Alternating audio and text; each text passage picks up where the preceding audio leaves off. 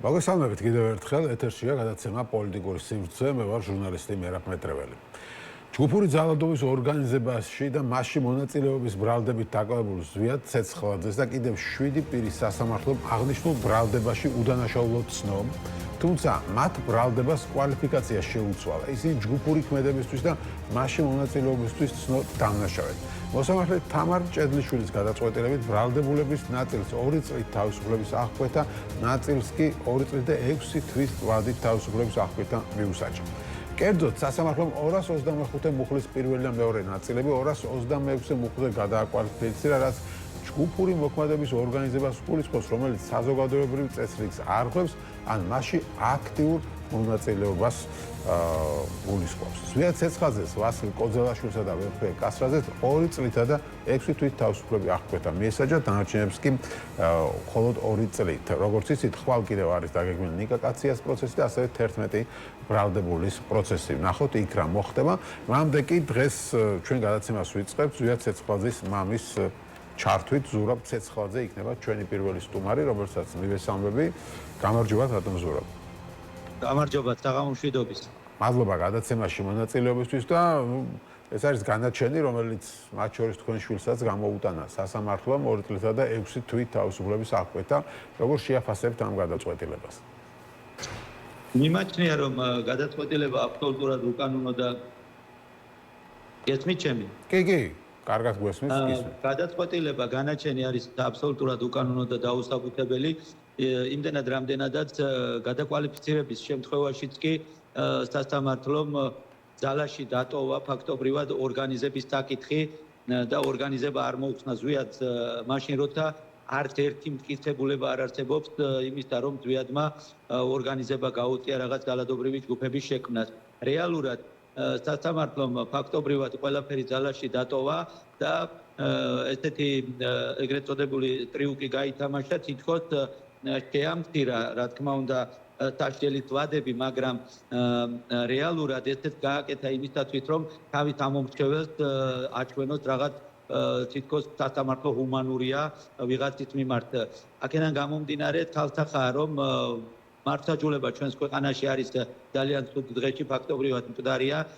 პროცესი იყო აბსოლუტურად პოლიტიზირებული და დაკვეთა შეასრულა მოსამართლემ. რეალურად არც ერთი მტკიცებულება არ არსებობდა როგორც ორგანიზების თვალსაზრისით, ისე ძალადობრივი ჯგუფებში მონაწილეობის თვალსაზრისით. მტკიცებულება, რომელიც ეყრდნობოდა ორგანიზებას ზვიადთან დაკავშირებით, ხმა არ ჰქონდა, სხვა მტკიცებულება რეალურად საქმეებში არ არსებობდა. აქედან გამომდინარე, აბსოლუტურად დასაბუთებულად სამართლიანი გადაწყვეტილება უნდა გამოსულიყო და სასამართლომ რაღაც მახინაციებით რეალურად ისევ იგივე დატოვა ყველაფერი და ადამიანი, რომელიც 9 თვის განმავლობაში აბსოლუტურად უკანონოდ იჯდა და გამამართლებელი განაჩენი უნდა გამოსულიყო ყველას მიმართ, 2 წელიწად ნახევარი მიუსაჯა 226 მუხლით, ფაქტობრივად 226 მუხლით მაქსიმუმი რაც იყო გათვალისწინებული 2 წელი და 6 თვე მიუსაჯა. ჩვენ არ ვეთანხმებით ანუ ეს მუხლი ითვალისწინებდა საზოგადოებრივ სამუშაოებსაც ითვალისწინებდა, ხო? შინაპატიმრობას, ანუ არასაპატიმრო სასჯელსაც ითვალისწინებდა ეს მუხლი. დიახ, არასაპატიმრო სასჯელიც იყო, გამოსაცხოვრებელი სამუშაოებიც იყო. ფაქტობრივად სასამართლომ გამოიყენა საპატიმრო და სადამსჯელო ღონისძიება, სამაგალითოდ დასაჯა ეს ადამიანები აბსოლუტურად დაუსაბუთებლად უკანონოდ. შეკვეთილი პირდაპირ მნიშვნელობით დავალება შეასრულა და პოლიტიზირებული გადაწყვეტილება მიიღო სასამართლომ. თუმცა დღეს მაგალითად ხელისუფლების წარმომადგენლები კვლავ რაღაც ძალადობაზე და ასეთ თემებზე საუბრობდნენ, მაგალითად გიავალსკიმ თქვა, ცინიზმია, რომ დანაშაულს კი არ უარყოფს ვინმე, დანაშაული ჩადენილია, თქვაც ისროლა, მოლოტოვის კოქტეილიც იხილეს, პიროტექნიკაც და ქონების განზრახ დაზიანებას, მაგრამ ამას არა დანაშაულს, ამას სწორ საქციელს ეძახიანო. ანუ ქართული ოცნება კვლავ აპელირებს იმაზე, რომ აი ძალადობა მოხდა. თუმცა მუხლი, რომელიც ძალადობას ითვალისწინებდა, გადააკვალიფიცირდა და იგივე ამ სასამართლოს გადაწყვეტილებით უკვე ძალადობაში აღარ ედებათ ამ ადამიანების ბრალი. ხო, ეს მნიშვნელოვანი თემა არის. მთელი ეს პიარი, რასაც ახლა გიავალსკი ამბობს და სხვები, აწყობილი იყო ოცნების იმაზე, რომ აი ეს ბიჭები არიან მოძალადეები. და დღეს სასამართლომ მიუყენა მუხლი, სადაც ძალადობა ნახსენები არის, მოძალადეები კი არა, აი ჯგუფურად საზოგადოებრივი წესრიგი დაარღვიესო რეალურად. ასეთ ვითარება მივიღეთ. რა თქმა უნდა 9 თვის განმავლობაში საზოგადოებას უმტკიცებდნენ რომ რაღაც ძალადობრივი ჯგუფები შეიქმნა და ეს ძალადობრივი ჯგუფები არბევდა და ანუ წვავდა პარლამენტს და რაღაც დაშინელებებს ჩადიოდა რუსთაველის პროსპექტზე და სასამართლოების ბოლოს აღმოჩნდა რომ მსგავსი არაფერი არ ყოფილა და რეალურად სასახად მათაც დაადასტურეს რომ ეს არ ყოფილა გადააკვალიფიცირეს და მაშინ როცა ზვიადი ყველა ამკვეთი ღონისძიების დროს ამბობდა რომ არანაირი ორგანიზებული დანაშაული არ არსებობს და ორგანიზებულობა არ არსებობს და რაღაცა გადაკვალიფიცირებაა საჭირო მაინც და მაინც ბოლო დღეს გადაწყვიტეს რომ გადაეკვალიფიცირებინათ და ადვოკატთა კორპუსს არ მიეცა საშუალება იმ მუხლით რომლითაც მიუსაჯეს ფაქტობრივად ამ მუხთან დაკავშირებით გარკვეული მტკიცებულებები რო წარმოედგინათ პირდაპირ ფაქტის წინაშე დააყენეს და თუ 226-ი უნდა მომხდარიყო გადაკვალიფიცირება მაშინ თავიდანვე ამ მუხლით უნდა ყოფილიყო განხილვა რომ ადვოკატებს შესაძლებლობა ქონოდათ გამაბათილებელი არგუმენტები წარმოედგინათ სასამართლოსთვის. ნუ მთლიანობაში ისევ იმ დასკვნამდე მივდივართ რომ არანაირი დანაშაული არ არსებობდა, არც არავის უმტკიცება, არც ერთი მტკიცებულება არ არსებობს, პოლიტიკური დაკვეთა იყო და ეს პოლიტიკური დაკვეთა შეასრულა სასამართლომ. ხო, ამ პოლიტიკური დაკვეთის მიზანი რა არის თქვენი აზრით? ანუ რის მიღწევას ცდილობს ხელისუფლება ამ გადაწყვეტილებით? პოლიტიკური დაკვეთის მიზანი ის არის რომ რეალურად საქმე იმაში იყო რომ მათობრივი გამოცვლა გამოიწვია პრემიერ-მინისტრის მავნებლურმა განცხადებამ და მოხდა ამ ადამიანების განეიტრალება. კონკრეტულად ზვიადის შემთხვევაში ახალგაზრდების გარკვეულ ლიდერად წარმოჩინდებოდა ზვიადი, შესაბამისად ზვიადის დაკავებით მთელი ახალგაზრდები სტუდენტები განეიტრალეს. შესაბამისად მოხდა თვალპირების განეიტრალებას აქტიური ადამიანები ჩამოაშორეს პროტესტს და შესაბამისად გარკვეულწილად შეძლეს პროტესტის მუხტის დაგდებაც. ეს იყო მიზანი ძირითადად და დიდი მიზანი ის არის რომ ევროპულ მომავალს 10 ქვეყანა რუსეთში მიდის და მოწინააღმდეგე ვინც არის მათი მავნებლური ზრახვებით ყველას იჭერენ და უშვებენ ციხეში რა. ეს არის დაახლოებით. ხო, ანუ თუ შევხედავთ რომ პროტესტის მუხტი დავარდა, გამოდის რომ მიზანს მიაღწიეს მათ, ხო, ამ ქმედებებს. ნუ ამ ეტაპზე ნაწილობრივ ჩავთვალოთ რომ მიზანს მიაღწიეს, თუმცა ბრძოლა არ დამთავრებულა და აუცილებლად ეს ბრძოლა ბოლომდე იქნება მიყვანილი. ახალი ეტაპი იწყება, მე თუ მკითხავთ ამ ბრძოლის, უკვე ყველაფერი გარკვეულია, თუ ვიღაცას რაღაც წარმოდგენა ქონდა რომ ეს ხელისუფლება რაღაც კანონის ჩარჩოებში მოაქცევდა და რაღაც არცაჯულებას რაღაც მინიმალური დოზით დაადგენდა ვინმეს მიმართ ესეც უკვე ყველასათვის ნათელია რომ არანაირი მსგავსი არაფერი არ მოხდება და ეხლა ფაქტობრივად ყველა უნდა ვიყოთ ქუჩაში, გარკვეული ხისტი პროტესტი უნდა გქონდეს, გაფიცვების, პიკეტირებების, კანონმდებლობა, ამას საქართველოს კანონმდებლობაც ითვალისწინებს და საერთაშორისო სამართლის ნორმებში სრულად ჯდება. ბოიკოტი, გაფიცვა და მაქსიმალური ზეწოლა ხელისუფლების მავნებლურ გადაწყვეტილებებზე. ეს არის ქუჩის ბრძოლა, რომელმაც უნდა მოიტანოს შედეგი და ხელისუფლება უნდა გაუშვათ პოლიტიკურ მოუსწავლელში, ასე შეიძლება დავაფორმულიროთ ეს თემატები. როგორ ფიქრობთ, რატო ვერ ხდება ამ ყველაფრის ორგანიზება? ხო, ფაქტია, დღეს ასე ისეთ პიკში აღარ არის პროტესტი, როგორც იყო და რაზეც თქვენ საუბრობთ, ესეც არ ხდება, ხო, პიკეტირება და ასე შემდეგ. დღეს თუ შევხედავთ, ეხლა რაღაც დიდი ერთობა არ არის და რაღაც დიდი გაერთიანება არ ჩანს, მაგრამ ძალიან აქტიური ბევრი წვილი და წვრილი ჯგუფებია, რომელთა კოორდინაციის შემთხვევაში მასშტაბური გამოსვლები აბსოლუტურად შესაძლებელია. ეს ჯგუფები ერთმანეთთან ცდილობენ კოორდინაციას და გარკვეულწილად ამ სამუშაოებს ჩვენ განვახორციელებთ სექტემბრის პირველ ნახევარში 20-მდე და დაახლოებით სექტემბრის მეორე ნახევარში მე ვფიქრობ რომ იმ კოორდინაციისა და კონსოლიდაციის შევძლებთ ერთიანი ძლიერი ცენტრის ჩამოყალიბებას, რომელიც საპირწონე იქნება ქართული ოცნების, ამ შემთხვევაში უკანონო ხელისუფლების და მასობრივი გამოსვლები გვექნება სავარაუდოდ დიდი ალბათობით უკვე 4 ოქტომბრისთვის არჩევნების წინ შევეცდებით რომ ბოიკოტი იყოს აქტიური და სიტუაცია იყოს ისე რომ ხელი შეუშალოთ არჩევნების განხორციელებას იმდენად რამდენადაც უკანონო არჩევნებია და არის არჩევნები რუსული სპეცოპერაცია თუ საშუალება მოგვეცემა და ამის შესაძლებლობა გვექნება ხალხის რაოდენობის მიხედვით მე არ გამოვრიცხავ, რომ ამ არჩევნების ჩაშლა იქნება ყველაზე დიდი და მთავარი მიზანი, რომ შემდგომში დაინიშნოს, არ ვიცი, კონკურენტუნარიანი, სამართლიანი და ნორმალური არჩევნები და ჩატარდეს ქვეყანა. ანუ რაღაც ახალი პოლიტიკური გაერთიანება შეიქმნება, ამაზე საუბრობთ. პოლიტიკური გაერთიანებაზე არ ვსაუბრობ. პოლიტიკურ პარტიების, საზოგადოებრივი ორგანიზაციების, საზოგადოებრივი მოძრაობების, სტუდენტური მოძრაობების რაღაც ერთიანი კოორდინაცია განხორციელდება ყველასი ერთად. რაიმე პოლიტიკური ცენტრის ჩამოყალიბებაზე არ ვსაუბრობ. საერთო სახალხო ფრონტის შექმნაზე ვსაუბრობ. პოლიტიკური პარტიების, საზოგადოებრივი ჯგუფები და პროევროპული ძალები, რაც არის მთლიანი ამ ძალების გაერთიანებაზეა საუბარი. კი ბატონო, გასაგებია. მადლობა დიდი გადაცემაში მონაწილეობისთვის. ზურაბ ცეცხლაძე, ზვია ცეცხლაძის მამა იყო ჩვენ სტუმარი. შეგახსენებთ ზვია ცეცხლაძე და კიდევ 7 პირს დღეს სასამართლო მიუსაჯა.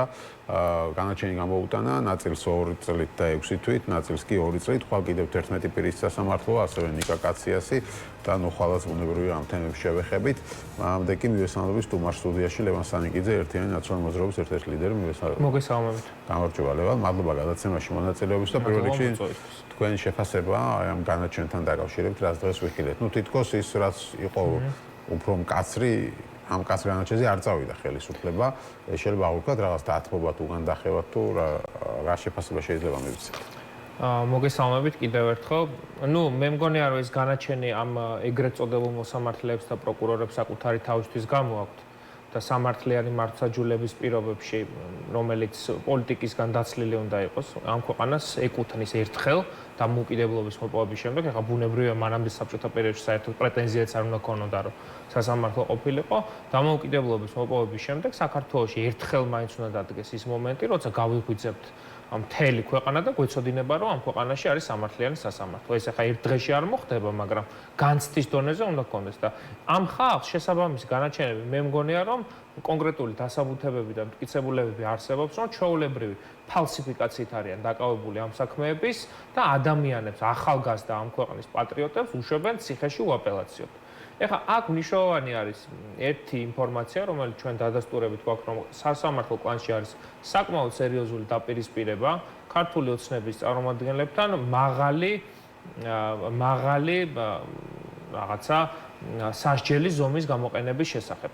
მათ არ უნდათ ეს რაღაც შიდა დაპირისპირების თემა თუ წინასწარ გადაწყვეტილება, პოლიტიკური გადაწყვეტილება. ორივე ერთად მე ამას ვიტყოდი, იმიტომ რომ ფაქტია, რომ ძალიან სერიოზული დაპირისპირება აქვთ და მათ არ სურთ ეგრეთ წოდებული ნარკოტიკის ჩადების საქმეებზე 20 წლიანი ან სამუდამო პატიმრობების გამოყენება, იმიტომ რომ ავტომატურად ის მოსამართლე არ მე წყალწაღებული, არაფერი აღარ უშველის, ის საერთაშორისო სანქციების ქვეშაც მოყვება და ის არის ისეთი საქმეები, რომელზეც შეწყალების უფლება და ამნისტიაც სხვანაირად მუშაობს.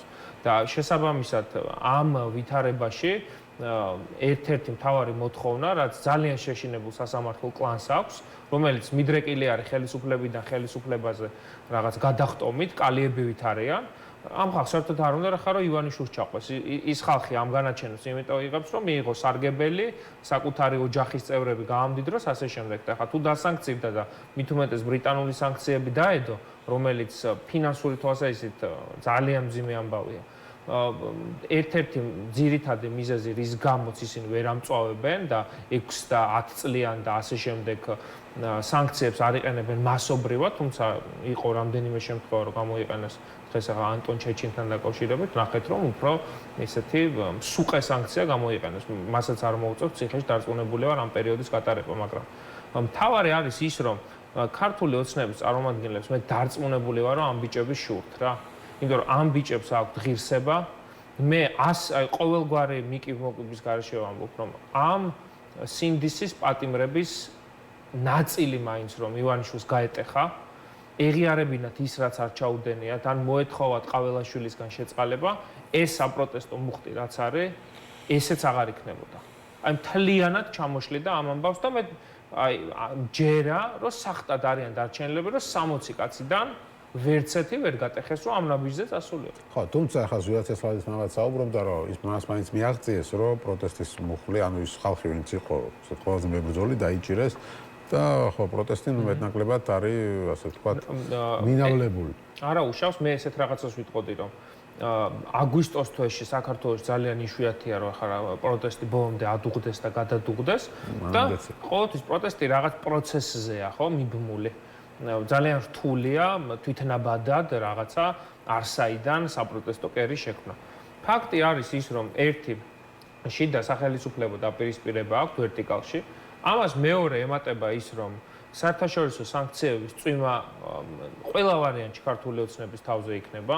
ეს იქნება ბრიტანული სანქციები, რომელიც უბრალოდ გამზადებული არის და კონკრეტულ ნაბიჯს ვიხილავთ მალე და მომაკვდინებელი სანქციებია ეს ეკონომიკურად და სოციალურად.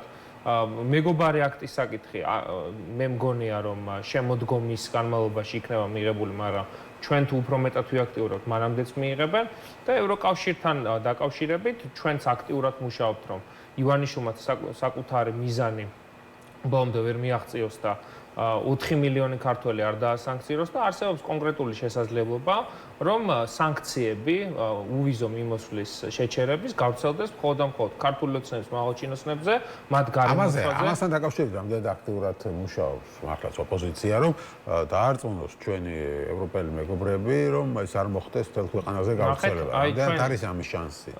ნახეთ, აქ არის ერთი ძალიან მნიშვნელოვანი შესაძლებლობა ჩვენ მოგვეცა და ერთიანი ნაციონალური მოძრაობის საგარეო გუნდი განსაკუთრებით აქტიურად მუშაობს ამაზე და ბოლოს ის ვიზიტი, რომელიც შედგა პოლონეთში, სადაც ჩვენი პარტიის თავმჯდომარე და პარტიის წარმომადგენლები შეხვდნენ ბატონ სიკორსკის, რომელიც არის პოლონეთის საგარეო საქმეთა მინისტრი და ერთ-ერთი მთავარი არქიტექტორი ევროპის საგარეო პოლიტიკის. უნდა თქვათ ის მნიშვნელოვანი ფაქტიც, რომ დღეს პოლონეთი არის ევროკომისიის პრეზიდენტის ფუნქციის მატარებელი. სწორედ აი ამ პერიოდში, თუ სწორად მახსოვს, ეს იყო ივნისის თვეში, გაჩნდა ახალი შესაძლებლობა და ახალი მნიშვნელოვანი დათქმა შევიდა, რომლის მიხედვითაც თუ მანამდე არსებობდა მხოლოდ და მხოლოდ უვიზო მიმოსვლის შეჩერების საყოველთაო პაკეტი, ანუ თუ ვიზოს აჩერებენ, უჩერდება ყველა მოქალაქეს. ახლა სწორედ პოლონეთის და პირადად ბატონი სიკორსკის თაოსნობით გაჩნდა მნიშვნელოვანი ჩანაწერი, რომელიც საშუალებას გვაძლევს ჩვენს მხარეს, ოპოზიციასაც და დემოკრატიულ ქართულ საზოგადოებას, რომ ეს უვიზო მიმოსვლის შეჩერება გავრცელდეს მხოლოდ ქართულ ოცნებაზე, ქართული ოცნების მაღალჩინოსნებზე, როგორც საპარლამენტო ისე აღმასრულებელი ხელისუფლების წარმომადგენლებზე, მათ უახლოეს გარემოცვაზე, ბიზნესმენებზე, პროპაგანდისტებზე. ამის მსგავსი არსებობდა ეგრეთ წოდებული ნავალნის სია, 4000 კაცამდე იყო იქ შესული, რომელიც სამწუხაროდ ძალაში ფორმალური გაგებითაც ბოლომდე ვერ შევიდა. მაგრამ აი ამ მოლაპარაკებებს ჩვენ აქტიურად ვართ ჩართული და მთელი სექტემბრის განმავლობაში, იმიტომ რომ ჩვენ რა ინფორმაციაც გვაქვს, ოქტომბრის ბოლომდე არ მოხდება სრულფასოვანი განხილვა უვიზო მიმოსვლის შეჩერების, ამიტომ ჩვენ გვაქვს საკმარისად მეტი დრო, მთელი სექტემბერი, იმისთვის რომ ჩვენი ევროპელი პარტნიორები, ლიდერები, მათ შორის კანცლერი მერცი იქნება თუ პრეზიდენტი მაკრონი იქნება, დავარწმუნოთ, რომ უვიზო მიმოსვლის შეჩერების ეს მექანიზმი გამოიყენოს, სადაც დასანქცირდებიან მხოლოდ ქართული ოცნების მაღალჩინოსნები და კონკრეტული ჯგუფები. რაშიც ძალიან აქტიურად ვართ ჩართულები და მე მგონია რომ ეხლა ძირითადად სამი ეს დასანქცირება რას ითვალისწინებს, იმიტომ რომ მათ უკვე შეუჩერეს ხო ნაწილს, ვისაც აქვს დიპლომატიური პასპორტები, უვიზო მიმოსვლა ისედაც შეჩერებული, მაგრამ ამან რაღაც განსაკუთრებული პრობლემები მათ არ შეუქმნა. ისინი ამბობენ, რომ ვიზებით ვივლით რა პრობლემა. ფართო სია ჯერჯერობით ეს არ არის, აქ რამდენიმე 10 ადამიანზეა საუბარი, რაზეც უკვე გავრცელდა, მაგრამ მეორე პაკეტი, რაზეც ჩვენ მუშაობთ, ეს არის მინიმუმ რამდენიმე ასეული ადამიანი, რომელზეც უნდა გავრცელდეს ეს უვიზო მიმოსვლის შეზღუდვა და ამას დამატებული ბრიტანული სანქციები და შესაძლებელია კონკრეტული სახელმწიფოების მხრიდან ფინანსური სანქციებიც ევროკავშირის წევრ სახელმწიფოებს გულისხმობ. იმიტომ რომ ბრიტანული უვიზო მიმოსვლის კეთილი მეორე დიდ ნაწილს უკვე აქვს ისედაც შეჩერებული მათ, ვისაც დიპლომატიური პასპორტი აქვს და ამ ყველას აქვს თითქმის ხო პარლამენტისა და ასე დიდ ნაწილს შესაბამისად მათთვის გეგმებული უვიზო მიმოსვლა კი არა, შეიძლება საერთოდ როგორც რასაც აკეთებს მაგალითად ბალტიისპირეთის ქვეყნებს, საერთოდ აკრძალვა შესვლაზე იქ არსებობს, კი, აქ არსებობს. და არა რაღაც უვიზო არსებობს კონკრეტული შესაძლებლობა, რომ მათ შორის საბოლოოდ მიიღონ უარი მათ შორის ვიზის აღების შესაძლებლობაზეც, რა უარი ეთქვათ. ანუ თუ სანქციების ეს პაკეტი გავრცელდა მარტო უვიზო მიმოსვლის შეზღუდვა კი არ ექნებათ, გადაადგილების შეზღუდვა ექნება. ეს კარგად ანუ არ შეუშვებენ ამ ადამიანებს. ანუ ეს არ იქნება ის, რომ რაღაცა გადაფრინდნენ ან ერევანში, ან ბაქოში, ან რა ვიცი, თურქეთში, სტამბულში, ან ანკარაში და იქ აიღონ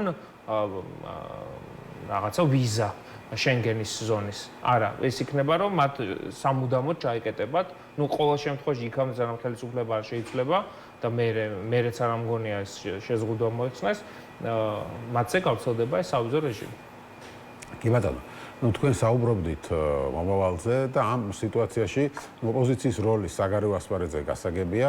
შიდა ასპარეზზე როგორ უყურებთ ოპოზიციის დღევანდელ მდგომარეობას, იმიტომ რომ მე ჩემი გადმოსახედიდან ძალიან არასახარბიელოდ გამოიყურება ოპოზიცია, ერთი ნაწილი რაღაც არჩევნებში გარბის, იმ არჩევნებში წასული ერთ ნაწილში კიდე ერთი ნაწილი პარლამენტში ჩედის, როგორც გაირკვა, მეორე ნაწილი რაღაც რვიანში ხართ და ერთმანეთს თავს ესხმით ამ რვიანის ფორმატშიც კი ხო იქ რაღაც თქვენი პარტიის თავმჯდომარე თამარ ჩერგოლიიშვილის ამისი პარტიის გარიცხვას ითხოვს, თქვენი რაღაც პარტიის ერთი ფრთა 4 ოქტომბერზე აკეთებს ასე ვთქვათ აქცენტს, რასაც უყურებთ მეორე ფრთა დიდად არ მიყვება ენთუზიაზმით.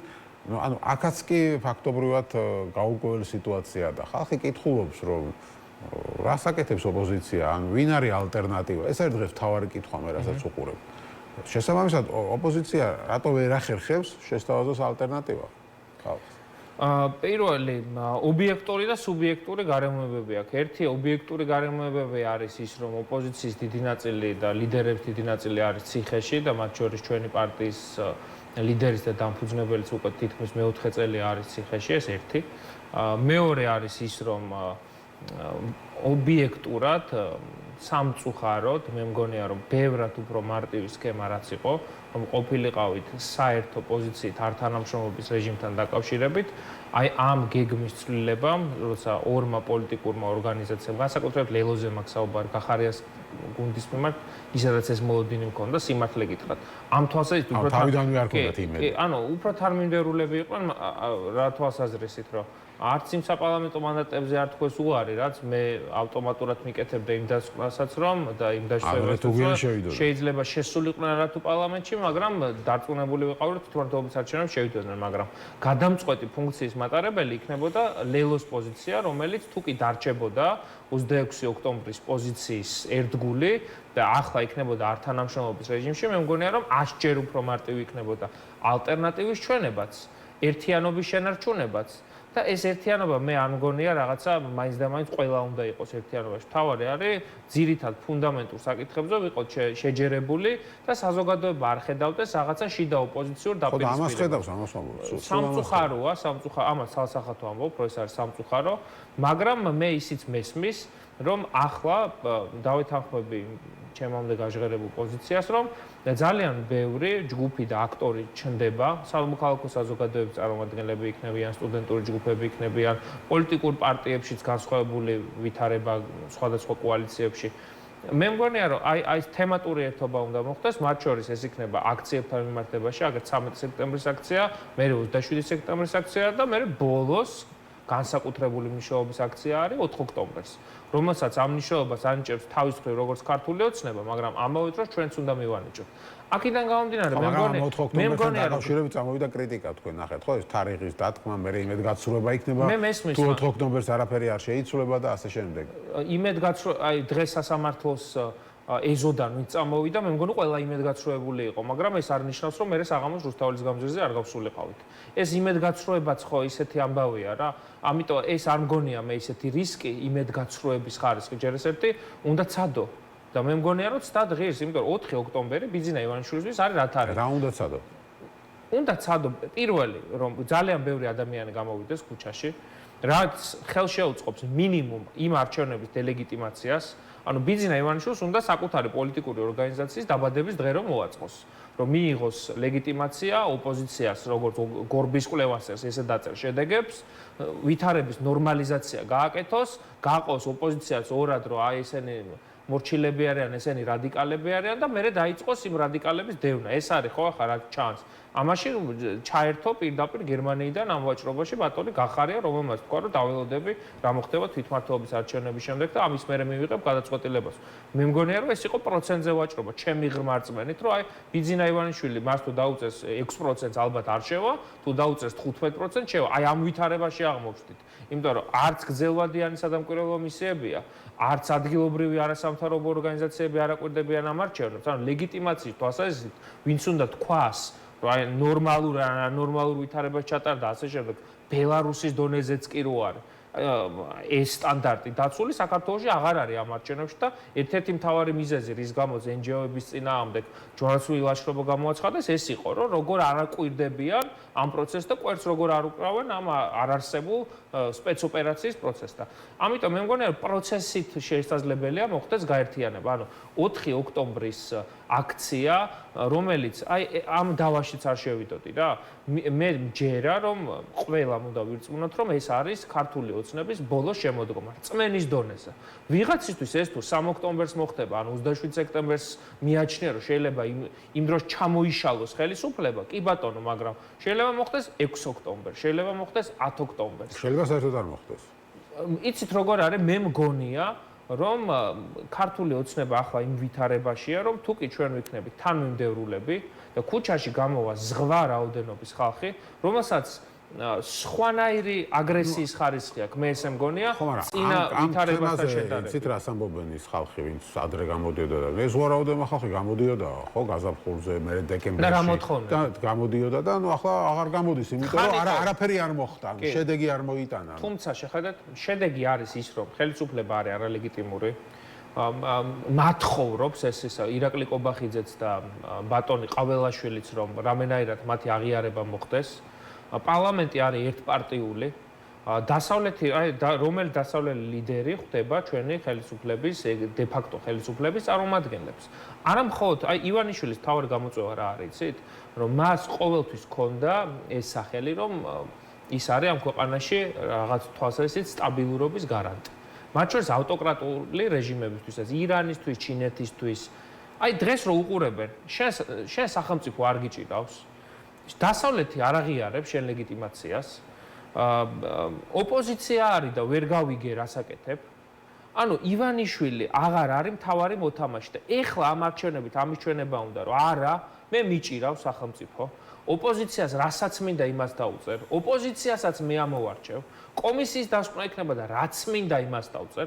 ანუ ივანიშვილს აქვს დასამტკიცებელი, რომ მას ისევ უჭირავს ეს ქვეყანა და 4 ოქტომბერს ეს უნდა ერთი არის ბიძინას რა უნდა, მაგრამ მეორე არის ჩვენ რა გვინდა. მინიმუმ იმისთვის, რომ დასავლური მხარდაჭერა გაათმაგდეს. ხო, მაგრამ აი ლევან ხაბეიშვილი მაგალითად თქვენი პარტიის ერთ-ერთი ლიდერი საფრთხეს შვილობიან დამხობაზე რომ დასრულდება 4 ოქტომბერს და ამან გამოიწვია კრიტიკა, რომ ხო, ნუ არ დასრულდეს მე რა ხდება. უცით როგორ არის, მე ამ თვალსაზრისით საკმაოდ რაციონალურად უყურებ ამ ამბავს. ბატონ პაატა ბურჟუაძე ძალიან საპატივსაცემო ადამიანია ჩემთვის. არა მხოლოდ როგორც ხელოვანის და მოქალაქის, არამედ რა ვიცი, მე არ მახსოვს დღე რუსთაველის გამზირზე და პროტესტში მის გარეშე. რუსთაველის გამზირს და სხვადასხვა პოლიტიკურ ლიდერებს აქვთ ეს ცალსახა ინიციატივა, რომ 4 ოქტომბერი, რომელიც არის ივანიშვილისთვის მნიშვნელოვანი თარიღი, ლოჯისტიკურადაც საკმაოდ რთული, იმიტომ რომ მთელი რესურსი მთელი საქართველოს განმავლობაში უნდა გარემოცვაში და მთელი საქართველოს გარშემო უნდა გადაანაწილოს. ამასთანავე საერთაშორისო ლეგიტიმაციის ცდილობა უნდა რაღაცნაირად მიიღოს, ვითარების ნორმალიზაციას უნდა ეცადოს. მნიშვნელოვანია, რომ შენი პოზიცია გქონდეს ამ დღეს.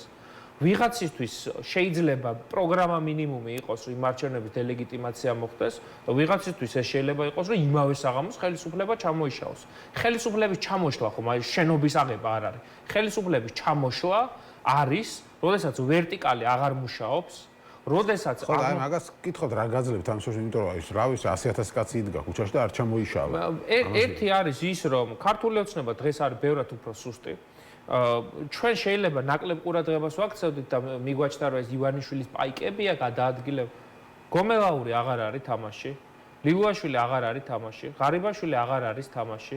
ხარება აღარ არის თამაში, რიჟვაძე აღარ არის თამაში. ეს არის ხალხი, რომელიც ქმნიდა ქართული ოცნების ვერტიკალს. სინამდვილეში ამათ გამოუცხადა თუ ვინმე მისცა ქართულ ოცნებას 26 ოქტომბერს ხმა, ამათ მისცა და კობახიძე მდინარაძეს და ორნი არიან დარჩენილი. ესენი აღარ არის. შიდა კლანური დაპირისპირება აქვს, საქმის გარჩევები, ფულის ამოღება. ამასთანავე შინაგან საქმეთა სამინისტროში პრობლემაა, სუშიც პრობლემაა. ეხლა ეს სახელმწიფო უსაფრთხოების სამსახურის ხელმძღვანელი ირჩევა განსხვავებული წესით, 6 წლის ვადით და ერთ-ერთი ყველაზე სტაბილური სამსახური უნდა იყოს ცვალებადობით უფროსის. რაც ანრი ოხანაშვილზე მოხდა, რომ ორ თვეში ნაგავში გადააგდეს. ეს არის სისტემის კრიზისის სიმბოლო. ამასთანავე სასამართლოშიც პრობლემა აქვს და ქვეყნის გარეთ არის. აი ახლა ირაკლი კობახიძე შეტენა საგარეო ვიზიტი ყაველაშვილს. არ უნდა გაეროში ჩასვა, იმიტომ რომ გარდა იქ ერთჯერადად სიტყვით გამოსვლისა, იქ არის გვერდითა შეხვედრები, ხო? სადაც უნდა აჩვენოს ვის ხვდები, ვის ართმევ ხელს. ვერავის ვერ ხვდება. კაცმა თან აღიარება გააკეთა პირდაპირ ეთერში უსმენდი მის კომენტარს, რომ როდესაც ამ ევროკავშირის ვალდებულებების შესრულებაზე კითხა ჟურნალისტებმა, მან უპასუხა, რომ ჩემთან კონტაქტი არ აქვს ბრიუსელს. მეო ასჯერო თხოვეო შეხვედრა, ღიად მოუწოდე, კაბინეტში მოუწოდე, უარს მეუბნებიან კომუნიკაციაზე. და იმ ავტოკრატულ სახელმწიფოებზე, რაზეც პროპაგანდა ქონდათ გადაწყობილი, რომ აი ჩინეთი, ირანი, იმათაც საქართველოს უნდათ ევროპაში ფულის და გავლენის გამტარად. ივანიშვილი, რომელსაც აქციები აქვს, ხელისუფლებას ვერ აკონტროლებს, პოლიტიკური პატიმრები ყავს, მოწყვლადია, ივანიშვილი უკიდურესად მოწყვლადია სანქციებთან მიმართებაში.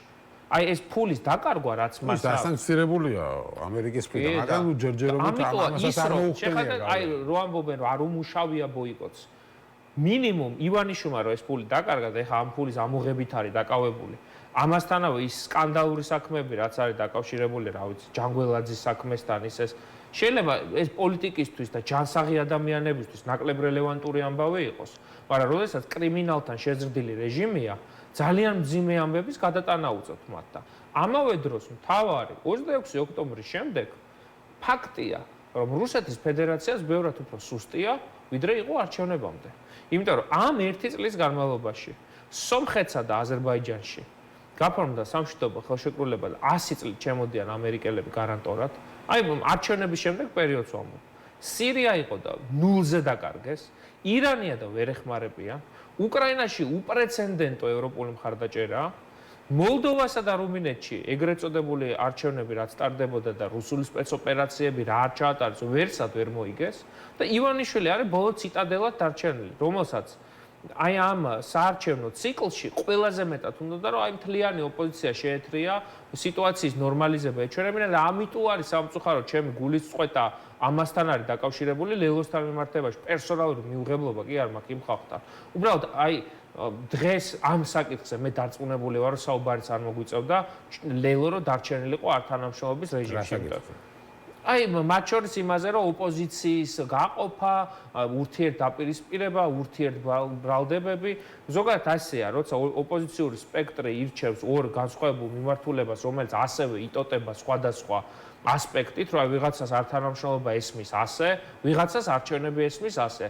იმიტომ რომ ახლა დღეს ლელოს წარმომადგენლებს უსმენდით და გაემიჯნენ ფაქტობრივად გახარეს თქვენს, რომ ახლა თვითმმართველობის დღეს ორივე პარტია იქნება ჩვენი სტუმარი რეკლამის შემდეგ და მოვითმეთ მათ პოზიციებს. ნუ ესე გამოვიდა, იმიტომ რომ ჩემთვის გაუგებარია და სხვათა შორის მე ამას ყოველთვის ვიმეორებდი, რომ ეს არჩევნები არის ჩემთვის ტესტი, მათ შორის ლეგიტიმაციის მიღების საშუალების ივანიშვილისთვის.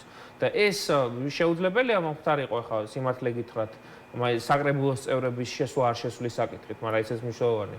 თავარი იყო ყოველთვის ეს 12 მანდატი, რომელიც გახარიას უკანა ჯიბეში აქვს მიძინებული. და ივანიშვილს ევაჭრება ორპარტიული პარლამენტით და ეს ორპარტიული პარლამენტი სისტემური პრობლემა შეიძლება გახდეს ჩვენთვის და ამისთვისაც მნიშვნელოვანია, რომ 4 ოქტომბერს გავიდეთ. იმიტომ რომ გახარიამ ესეც თქვა, 26 ოქტომბრის მერეო ბუხტიო ჩამქრალი იყო და 28 ნოემბერში რო არაფეთქებულიყო ეს ამბავიო. მე ალბათ შევიდოდი და გამოვიყენებდი ამასა და 4 ოქტომბერს თუ დუღილის ტემპერატურა მინიმუმ და აქ ეხა დავა რაზე მიდის ორი ჯგუფია. ერთი ჯგუფი ამბობს რომ 4 ოქტომბერს დაიწყება და დამთავრდება, მეორე ჯგუფი ამბობს რომ 4 ოქტომბერს დაიწყება და არაფერი არ არის რა სინამდვილეში სადაო. თავარია დაიწყოს. იმ დღესვე დამთავრდება და ჩამოიშლება ხელისუფლება ეს იქნება საზეიმო ამბავი და მართლა მთელი თბილისი ვიზეიმებ, მთელი ქვეყანა ვიზეიმებ და ერთი ამბავი იქნება და მინიმუმ საწყის თარიღად აბსოლუტურად გასაგებია რატო არის 4 ოქტომბერი და არა 3. იმიტომ რომ ეს არის ბოლო შემდეგ 3 წელიწადში ბოლო რუსული სპეცოპერაციის თარიღი და ამაზე საკმაოდ დიდი იმედი აქვს ივანიშვილს დამყარებული რომ ჩვენთან ხო როგორ იქცა ამ საპარლამენტო არჩევნების აი მე პირობებში კონკრეტული გეგმა გაქვს კაცერი როგორ მოქმედებს 4 ოქტომბერს მე მგონია რომ ეს გეგმა 100%-ით არის მიბმული საზოგადოების ჩართულობაზე ანუ რამდენადაც უფრო მეტი ადამიანი მოვა უფრო მარტივი იქნება ხელისუფლების ამ ვერტიკალის აქ მე მაინც ესე უყურებ რა მთავარი არის მენტალურად სახელისუფლებო ორგანოებში დასაქმებულები და აქეთ ამ ხარეს ვინც ვართ თუ ვნახავთ რომ 200,000 300,000 კაცი გამოვიდა მე მგონია რომ იქ უკვე სისტემის უმძიმესი ყევა იქნება იმიტომ რომ მანამდე ესე იყოფოდა რა იყვნენ ლილუაშვილის ბიჭები იყვნენ ვახოს ბიჭები იყვნენ ხარებას ბიჭები ანუ შემაგრებული გუნდები იყვნენ რა რომლებსაც მათი უფროსის ჯეროდათ ამდენ წელი პატივი ჰქონდათ ნაცემი და ყველაფერზე მიდიოდნენ შენ წინააღმდეგ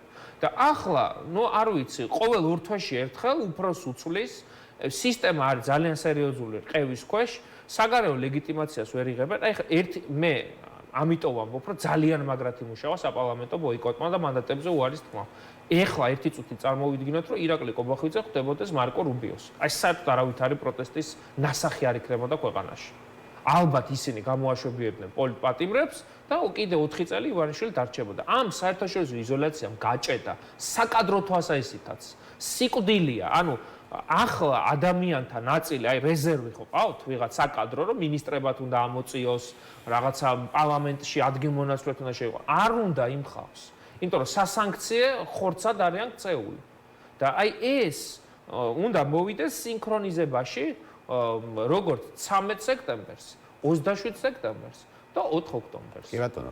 ნუ მე ჩვენ ვისაუბრეთ იმის შესახებ, რომ ალტერნატივა ვერ იქნება სამწუხაროდ და ჩემი აზრით ბევრი რამე და იგივე ხალხი გამოვა თუ არა კიდევ ერთხელ ამაზეც არის დამოკიდებული. მეორე პრობლემა არის ბევრისთვის კვლავ რჩება ნაციონალური მოძრაობა. მე კვლავ ხვდება ბევრი ადამიანი, რომელიც ამბობს, რომ ისე ნაცები უნდა მოვიდნენ და ამაზე სხვათა შორის ხელისუფლება კარგად აგებს თავის მიერ. თქვენ ნახეთ ეს კომისიაც სწორედ ამ ეგიდით შეიქმნა თავიდან, რომ ნაციონალური მოძრაობის თავიდან რაღაც გასამართლებად დღეს ახლა დასვნა რომ გამოაქვეყნოთ თეატრულკა მე მარტო ეს სათაურებს ავიგითხავ ნიუსებს ამ ციტატებს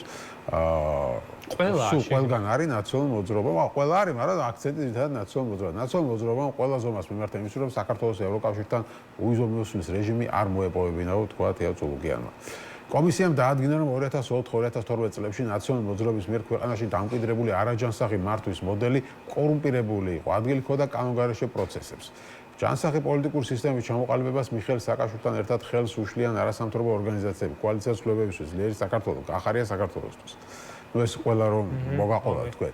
ნაცმოძრაობა, არა, მთავარი აქცენტი თქვენზეა, ხო? ნაცმოძრაობის მმართველობის დროს ფარული თვალთვალი ატარებდა ფართო მასშტაბიან, სახელმწიფო დონეზე ორგანიზებულ ხასიათს. მაშინ ჩართული იყო არა მხოლოდ კუდი, არამედ მთელი სახელმწიფო მანქანა დასკვაში აღწერილია საზარელი მკვლელობებისა და ძალმომრეობის თითქმის ყველა საქმე დაკავშირებული შშს პოლიტიკური თანამდებობის პირებთან და მაღალჩინოსნებთან, რომლებიც მოქმედებდნენ ცალკე ან სხვა უწყებების წარმომადგენლებთან ერთად. კომისიამ დაადგინა 2004 წლიდანვე მიხეილ სააკაშვილმა ცხინვალის რეგიონსა და კოდორის ხეობასთან მიმართებით საქართველოს ტერიტორიული მთლიანობის საზიანო ნაბიჯები გადადგა. მას გარეთ ძალების იმედი ჰქონდა და ნუ ასე შემდეგ და ასე შემდეგ. ეს მარტო სათაურები წავიკითხე, ხო?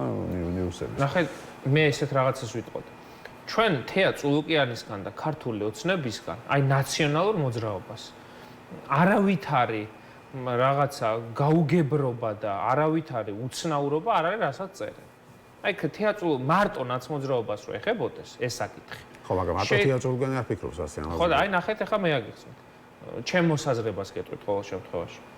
ფაქტი არის რომ ეს კომისია რომელიც თავიდანვე შეფუთეს როგორც ნაციონალური მოძრაობის საწინააღმდეგო კომისია და გასამართლების ჭყალებს ჯერ თეა წულუკიანის გასასამართლებელი ვის რაჭირს ან რა ვიცი გურამ მაჭარაშვილის ბიძინაც კი არ არის მათი გასასამართლებელი პირდაპირ ვიტყვი აი და ის გალუსტაშვილიც არ არის ამათი გასასამართლებელი აი ყველაზე დაბალი სტანდარტია რაც კი შეიძლება ამ ქვეყანაში იყოს აი ესენი მსაჯულებად რომ ვინმე გაასამართლო მაგრამ აქ მთავარი არის რომ ეს დასკვნა არ არის მიმართული ნაციონალური მოძრაობის წინააღმდეგ. ამ ხალხისგან ყველაფერს ვართ ვიჩვეული. მანდატებზეც უარი ვთქვით, დაფინანსებაზეც, ნომერიც წაიღეს. ანუ პარტიულ ტექნიკური თვალსაზრისით იურიდიულად გაგაუქმებენ თუ არა, საერთოდ არ გვაინტერესებს. ამ კომისიის შექმნის მთავარი მიზანი იყო და ვერ დაარქვეს ეს სახელი 2008 წლის ომის ჰააგის და სტრასბურგის გადაწყვეტილებების რევიზირება. ვერ დაარქვეს, აი თეატროლოგიას როგორც მე ყველაზე დიდი დრო დაუთმო ისე 2008 წელზე ლაპარაკს. უბრალოდ პროპაგანდისტულად ვერ თქვეს, რომ ეს არის ომის საგამოძიებო კომისია. ამ კომისიის მთავარი მიზანი არის ორი თარიღის შესახებ ისტორიის ცვლილება. ერთი ეს არის 2003 წლის 23 ნოემბერი, რომ ვარდების რევოლუცია თურმე ყოფილა უკან დახევა საქართველოსი და ეს თურმე სახელმწიფო გადატრიალებაა და თურმე შევანაძის გადადგომის ბრძანება არ არსებობს. აი ესეთ სიგიჟემდე მივიდნენ. ხო, თეატროლოგიანა თქვა ხალხს ეტყვი მაყურებლებს, რომ დღემდე არ არისო ედვარდ შევანაძის დაწერილი არ აქვს გადადგომის შესახებ. ეს თქვა, ანუ ახლა არ ვიცი რა მარაზმია და მეორე თარიღი ეს არის 2008 წლის 7 აგვისტო. ეს არის ის ორი თარიღი, რომელიც პირადად ამათ უფროს, ამათ წყაროს ვლადიმერ პუტინს აწუხებს. აი ეს ორი თარიღია რა, რომ რევოლუცია რატო დაიწყო საქართველოს განვითარება და რატო მივედით მერე ომამდე. მე იმაზე რომ ეს მუშაობს ხალხზე, იმიტომ რომ ბევრი ადამიანი აქვს კვლავ, რომელიც ამბობს, რომ არა, ნაცები არ უნდა დაბრუნდნენ. მე ესეთ რაღაცას როგორ პასუხობთ? აი მე ესე კი ბატონო, სწორი კითხვაა.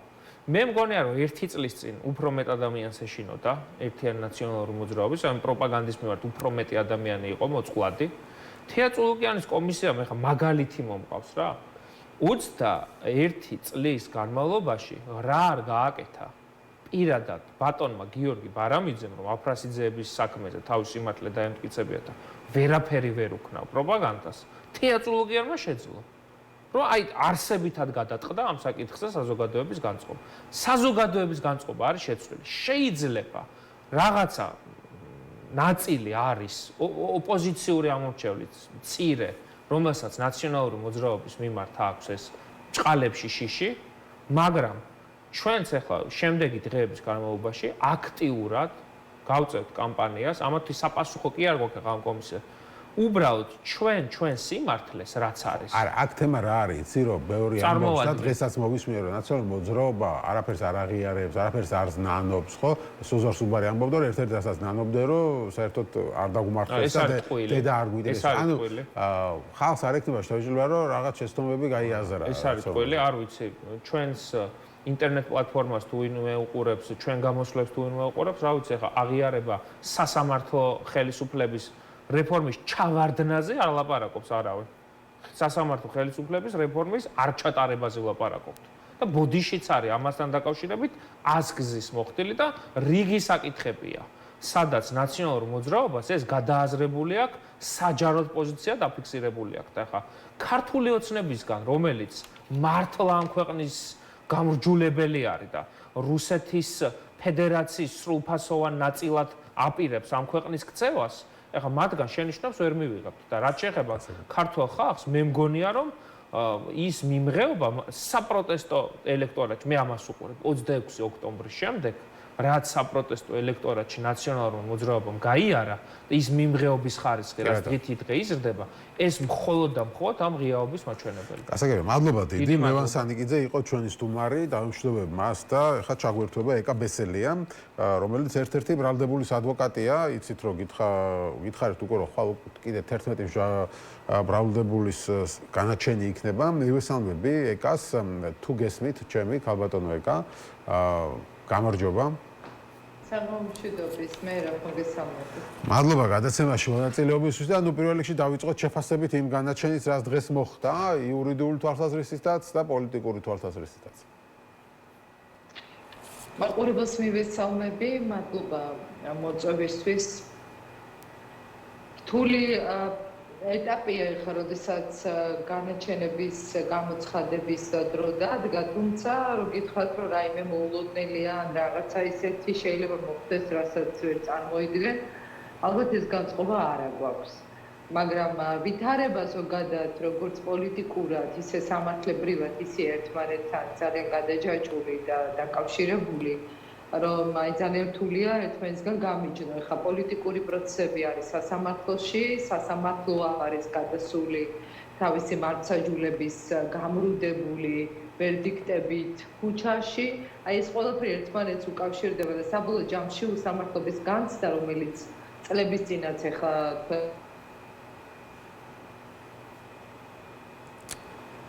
სამართლობის ძაფრი განცდა, ისეა დღესაც.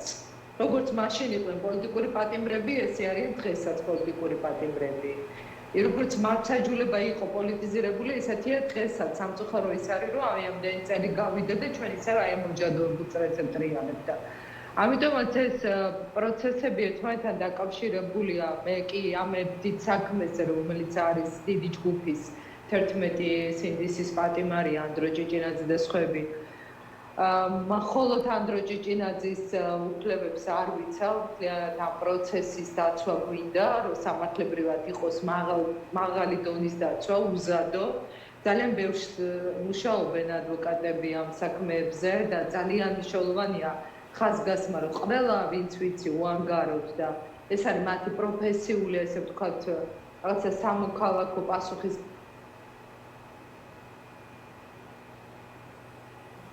უთრებულ ემოციას ძენს ამ პროცესს, რომ გათავისებული აქვს ყველა სამის მნიშვნელობა. და აი დღეს ახლა განაჩენის გამოცხადებას რომ ესწრებოდი მე რა ვთქვა. მოულოდნელი არც ეს არის უბრალოდ კიდევ ერთხელ ნახეთ როგორ დაარღვია მოსამართლემ კონსტიტუცია და კანონი. მართალია ცხადა უფრო ლოიალურ მხზე გადასვლა, უფრო რბილია შედარებით 226-ე მუხლის სისხლის სამართლის კოდექსში ვიდრე 225-ე, რაც ჰქონდათ მრავალ წარდგენილი, იმიტომ რომ ძალადობის კომპონენტი არის ამოღებული 226-ე მუხლიდან. ხო და ეს ძალიან მნიშვნელოვანი თემა არის ქალბატონო ეკა და მეთანხმებით თუ მთელი პიარი რაც ხელისუფლებას აგებული აქვს ამ პატიმრების წინააღმდეგ. ხო არის ის რომ ესენი არიან მოძალადეები, ქვასისროდნენ, იქ მოლოტოვი და ასე შემდეგ და საბოლოო ჯამში ბრალი გადაუკვალიფიცირდათ მათ და ძალადობაში კი აღარ ედებათ ბრალი, არამედ რაღაც საზოგადოებრივი წესრიგის დარღვევის ორგანიზებაში. ეს ძალიან მნიშვნელოვანი. ეს გამოდის რომ მათივე ესე ვთქვა მთელი ეს PR კამპანია, რადგან იყო აგებული ძალადები არიან სასამართლო უარყოფა. მათ შორის ჩემი გამოსვლის და სასამართლოზე დიახასია ეს მნიშვნელოვანი კომპონენტია და სასამართლოზე ჩემი მიმართვის დიდი ნაწილი ეთმობოდა სწორედ იმას, რომ ესენი არ არიან მოძალადეები. ეს ადამიანები, ვინც სამართლდება, არიან მომავლის მცველები. საქართველოს ევროპული გზის დამცველები. უკეთესი მომავლისთვის მებრძოლები და არა მოძალადეები. და ხო გვიმტკიცებდნენ რომ მოძალადეები არიან და აღმოჩნდა სასამართლო პროცესი, აი მე-9 თვე იწურება, აი ზუსტად 5 სექტემბერს გახდება 9 თვე.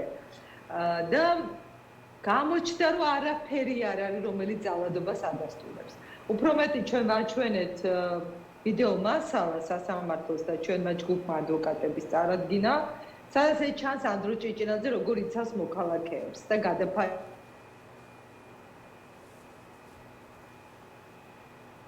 როგორ ძალადობენ სამართალდამცავი ფორმით და ამ რაღაცა ნიღბებით აღჭურვილი ადამიანები, რომლებიც არიან შინაგანსაკუთრებთა და სამართლის თანამშრომლები. საბოლოოდ ეს საქმე ჩამოინგრა. საბოლოოდ ეს საქმე დარჩაყდა ცარიელი ბრალდება და ეს ბრალდება შეიცვალა. ოღონდ მოსამართლემ აქაც კანონი დაარღვია, ესე გამამართლებელი ვერ გაბედა და შუა გზაზე გაჩნდა. იმიტომ რომ ბრალდებას როდესაც ცulis მოსამართლე განაჩენის დროს, იმ ბრალდების ფარგლებში ხო არ ვიცავდი ჩვენ ამ ბრალდებულებს, ჩვენ ამბობდით 226-ე მუხლის ნაწილში რომ არ არის დანაშაული და საერთოდ არ არის დანაშაული.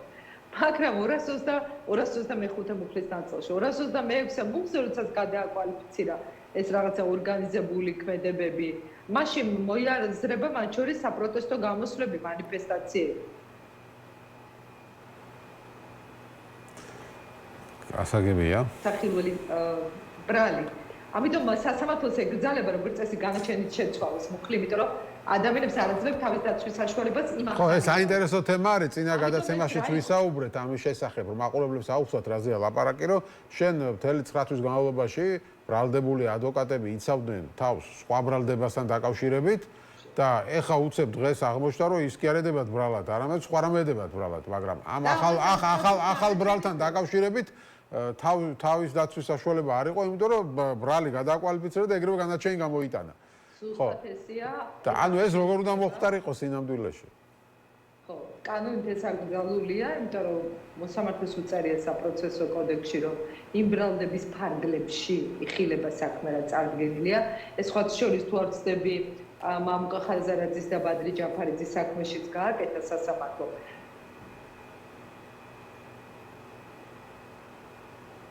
ამდეგება კონსტიტუციას, კანონს, ევროპულ კონვენციას ეწინააღმდეგება, არ შეიძლება ამის გაკეთება. და ეს რატომაც გააკეთა გითხარით, რომ რაღაცა ვერ გაბედა გამომართებელი განაჩენი და შუაში გაჩერდა. თუმცა იქ კიდევ დაარღვია მეორე ნაწილში, აი როცა ამუხსა აქვს ჯარიმა. შეუძლია მაგალითად ჩათვალოს, რომ პატიმრობაში რაც არიან საკმარისია, აი შეეძლო დარბაზი და გათავისუფლება და არ გააკეთა, ვერ გააკეთა. კი ბატონო, და საბოლოო ჯამში პოლიტიკური ნაწილსაც რომ პოლიტიკური გადაწყვეტილება არის თუ არა ეს თქვენი შეფასებით და თუ პოლიტიკური გადაწყვეტილება არის, რისი თქმა უნდა ამით ხელისუფლებას? ეს არის პოლიტიკური ვერდიქტი. მოსამართლე თავისუფალ პირობებში ვერ დაარიღებს გადაწყვეტილებებს დღეს. ყველა საქმე არის პოლიტიკური. ამას ადასტურებს კობახიძის განცხადებები, მან არაერთი კომენტარი ცუდი გააკეთა ამ საქმეებზე, წინასწარ გამოაცხადა ისინი დამნაშავეებად. ამიტომ ყველა საქმე არის პოლიტიკური, ყველა ეს პატიმარი არის პოლიტიკური. ნუ სამწუხაროდ ხარვეზები არის კავშირის დაასრულოს თუ იქნება საშუალება ქალბატონმა ეკამ თუ არ არის საშუალება რომ მივცეთ რომ დაასრულოს თუ არ არის მაშინ გავალთ რეკლამაზე არ ვიცი ჩვენ შეგახსენებთ საუბრობთ ეკა ბესელიასთან რომელიც არის ერთ-ერთი ბრალდებული სანდრო ჭიჭინაძის ადვოკატი ანდრო ჭიჭინაძის საქმეზე განაჩენი იქნება ხვალ გამოცხადდება და კიდევ 10 ადამიანის განაჩენი იქნება დღეს შეგახსენებთ რომ 8 ადამიანის წინააღმდეგ გამოიტანეს განაჩენი და მათ 2 წლინახევრით ზოგს 2 წლით თავისუფლების აღკვეთა მიესაჯათ ბრალი გადაუკვალიფიცირდათ და შესაბამისად მივიღეთ ასეთი ვითარება რომ ძალადობის მაგივრად მათ რაღაც წესრიგის დარღვევაში ჯგუფურად ედებათ ბრალი საბოლოოდ კავტო ეკა მოკლედ რომ შევაჯამოთ ხო კავშირი წყდება როგორც ჩანს ცუდი კავშირი არის ეს პოლიტიკური ნაწილი და ამით დავასრულებთ თქვენთან საუბრს არ ვიცი მოვასწარე თუ არა ამ რაღაცა ხარვეზის დროს როცა წინა რეჟიმის პატიმრებს ვადარებდი ამ პოლიტიკურ პატიმრებს კი ბრაზობენ ამაზე და თავს მესხმიან ნაციონალ მოძრაობის ზოგიერთი ესა კაპასი წარმომადგენლები როგორიც ყავთ წექლიძე და კიდე არ ვიცი მათი რაღაც ხარდამჭერები მაგრამ ეს არის რეალობა როგორც მათ დროს იყვნენ პოლიტიკური პატიმრები და ძალიან ბევრი იყვნენ გახსოვთ თქვენ და მაშინ პარლამენტში დავადასტურეთ ეს ფაქტი და ვაღიარეთ პოლიტპატიმრად. აი ესე მოხდება ამ ადამიანებისთვის პოლიტიკური პატიმრის სტატუსის მინიჭება. აი, ჩემთვის ისეთი პარალელებია ახლა ის პოლიტიზირებული სასამართლო, ისევ პოლიტიზირებული სასამართლო, იგივე მოსამართლეები. უბრალოდ შეიცვალნენ ადამიანები, რომლებიც დღეს მსხვერპლნი არიან ამ უსამართლო რეჟიმის და მართალს ამბობ თქვენ, ვიდრე ყველა არ მოიხდის ბოდიშს იმისთვის, რაც თავის დროზე გააკეთა კანონის წინაშე, როდესაც ჩადიოდნენ დანაშაულს და ადამიანებს მსხვერპლად აქცევდნენ. სხვას კი არ უნდა ესხმოდეთ თავს, ვინც მე შენს გაფუჭებულ საქმეს რაღაცნაირად რეაბილიტაციას უკეთებს, როგორც ჩვენ გავაკეთეთ ეს პოლიტიკური პატიმრების სტატუსი და ამნისტიით. ბოდიში უნდა მოიხადო, რომ ხალხმა დაგიჯეროს და დღეს ასაც ოცნება აკეთებს და აკეთებს ბევრ პორტირებულ ნაციონალ მოძრაობის წევრთან ერთად. ეს ჩემთვის არის ისევ იმ უსამართლო სისტემის გაგრძელება და ეს უნდა დასრულდეს და უნდა გაიაზრონ რომ ვიდრე ესეთ საქმეები არსებობს უნდა მიხვდეს ყველა რომ ყველაფრის მიზეზი არის გამრუდებული მართსაჯულება პოლიტიკურად დამძიმებული ვითარება აი ქუჩაში გადმოსული პროტესტი დღეს უკანონოდ დაკავებული ადამიანები ქუჩაში აჩვენებს იმას, რომ ძალიან დიდია მერა პროტესტი. უბრალოდ შეიძლება ეს არ ჩანს ესე მასშტაბურად, მაგრამ უკვე ხო დაინახა ესა ოცნება და ამ არჩევნების წინ თავიანთი რაღაც არჩევნებს რო ატარებენ. ასეთი უსამართლო გადაწყვეტილებებით, არ ვიცი, ვის გულს მოიგებენ. თავიანთ მომხრეებს აჯერებენ ეხლა რომ აი განაჩენებს რო შეცვლიან, ბრალს რო შეუცვლიან, ამით სასტიკი სახე შეიცვალეს. ყველა უნდა დაფიქრდეს, ვინც კიდევ რა ვიცი ოცნებას გუნდროგს უკმევს. გაიაზრონ, რომ როგორ usამართლო რეჟიმს ემსახურებიან. პირველ რიგში მოსამართლეები. პირველ რიგში ისინი, მე მათით ვიწყებ ყოველთვის, იმიტომ რომ ყველაზე დიდი ტვირთი აკისრია მათ. კობახიძე რა სიტყვის ეს ერთია, მაგრამ განაჩენებს ხელს ეს მოსამართლეები აწერენ. და მათ უნდა ესმოდეთ, რომ მათ მოუწევთ აი კომისიებზე სიარული. ისეთ კომისიაზე კი არა, წულკიანმა რო შექმნა, სადაც კონსტიტუცია დაარღვია.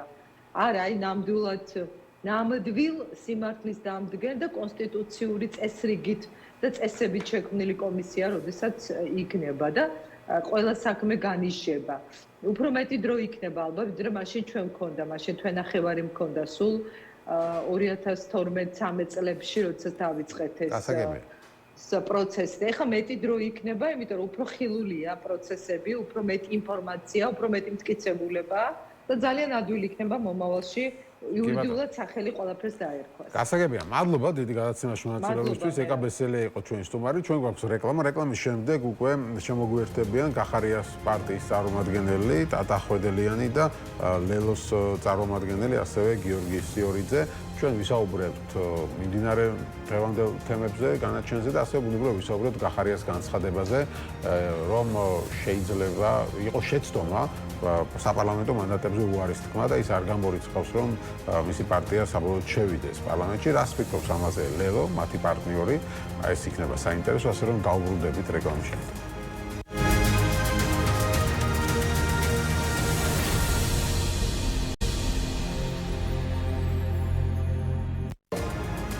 მაშასე ჩვენ დავბრუნდით ეთერში და ვიდრე სტუმრებთან გადავალ, მანამდე ჩვენ გვექნება ჩართვა სალომე ჯაფარიძის, როგორც იცით, დღეს განაჩენის გამოცხადების შემდეგ გაიმართა დაიგეგმა აქცია რუსთაველზე, სადაც პოლიციამ დააკავა რამდენიმე პირი, დაახლოებით 23 ადამიანი დააკავა, შემდეგ აქციის მონაწილეებმა გადაინაცვლეს სიუსტიციის სახლისკენ მარშით. დღამ მოვლენების შესახებ გვეტყვის უფრო დაწვრილებით, სწორედ ჩვენი კორესპონდენტი სალომე ჯაფარიძე, რომელსაც მივესალმები. გამარჯობა სალომე. გისმენ და გითხარი რა ხდება ხა რუსთაველში. მერაბ მოგესალმებით და მოდი დავიწყებ ქრონოლოგიურად რა ხდებოდა დღეს რუსთაველის გამზირზე და რა ხდება ახლა ქვეყნის პარლამენტთან. პირველ რიგში დაკავებულია დაახლოებით 23 აქციის მონაწილე, მას შემდეგ დაიწყო პროტესტი ქვეყნის საკანონმდებლო ორგანოსთან, რაც თეატ წულუკიანმა წარადგინა დროებით საგამოძიებო კომისიის ანგარიში და ყველაზე დიდი პროტესტი, როგორც ამბობენ აქციის მონაწილეები, გამოიწვია ფრაზამ, რომელიც გაჟღერდა საპარლამენტო ტრიბუნებიდან იმის თაობაზე, რომ ცხინვალის დაბომბვა დაიწყო სწორედ საქართველოს. ამის შემდეგ აქ მოვიდნენ რიგითი მოქალაქეები, სამოქალაქო აქტივისტები, სადეს რომ გადაეკეტათ გზის სავალი ნაწილი და ამის შემდეგ უკვე დაიწყო დაკავებები. საპროტესტო აქცია გრძელდება, სულ რამდენიმე წუთის წინ დაბრუნდნენ აქციის მონაწილეების ნაწილი იუსტიციის სამინისტროდან უკვე ისევ ქვეყნის პარლამენტთან და რამდენიმე სახის მარში გაიმართა დღეს. მიზეზი ძალიან მარტივია, ისინი ამბობენ, რომ ქვეყანას ახლა ყავს ერთი მტერი რუსეთი და შესაბამისად ამ აქტივობებით უნდა მოხდეს მათი დამარცხება და საბასთან გადავალ ბუაძესთან, რომელიც იმყოფება საპროტესტო აქციაზე. საბა მოგესალმებით პირველ რიგში. მოკლედ რომ შევაფასოთ და შევაჯამოთ ის რაც ხდებოდა დღეს რუსთაველის გამზირზე და რა მოლოდინი გაქვთ ასევე იმ განაჩენებთან დაკავშირებით, რომელიც ხვალ დადგება, ესეც რომ სამწუხაროდ ჩვენ ყოველდღიურობად გადაიქცა აი ეს რეალობა, სადაც იზრდება ადამიანების სასოწარკვეთა, იზრდება შეუგუებლობა იმ ყველაფრის მიმართ, რაც ხდება და არის ერთგვარი აღიარება იმ კრიზისისა, რომელშიც ვიმყოფებით, იმიტომ რომ როგორც არ უნდა გაურბოდეს ხელისუფლება ამის აღიარებას, დღეს საქართველოში არის მძიმე პოლიტიკური კრიზისი და ამ პოლიტიკური კრიზისის გადაჭრა ვერანაირად ვერ მოხდება ახალი არჩევნების გარეშე, მაგრამ ამ ახალ არჩევნებსაც ჭირდება გაცილებით უფრო სხვანაირი გადააზრება ოპოზიციის მხრიდან, იმიტომ რომ ალტერნატივის მკაფიოდ წარმოდგენის და ფორმირების გარეშე ჩვენ აი ამ ცვლილების ამოცანას ვერ მივაღწევთ.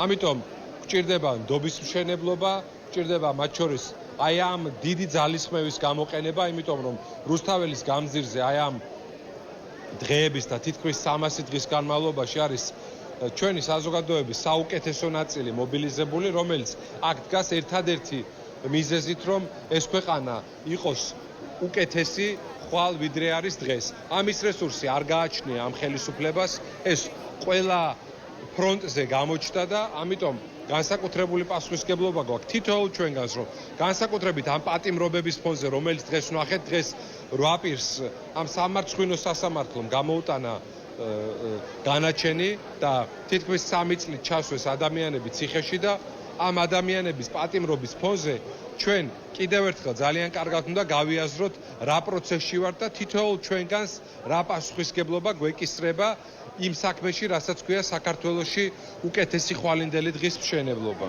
მადლობა, უსმენდით საბაბუაძეს. აქ იმყოფებიან სხვადასხვა ოპოზიციური პარტიების წარმომადგენლები და როგორც ხედავთ, რჩებიან ადამიანები, რომლებიც როგორც ამბობენ, გააგრძელებენ ბრძოლას ქვეყნის პარლამენტთან. ბორის ჩოლოყურუა ჩვენს პირდაპირ ეთერში. მოგესალმებით პირველ რიგში. მოკლედ რომ შეაჯამოთ და შეაფასოთ დღევანდელი დღე და ასევე თუ გაქვთ ინფორმაცია დაკავებულების შესახებ.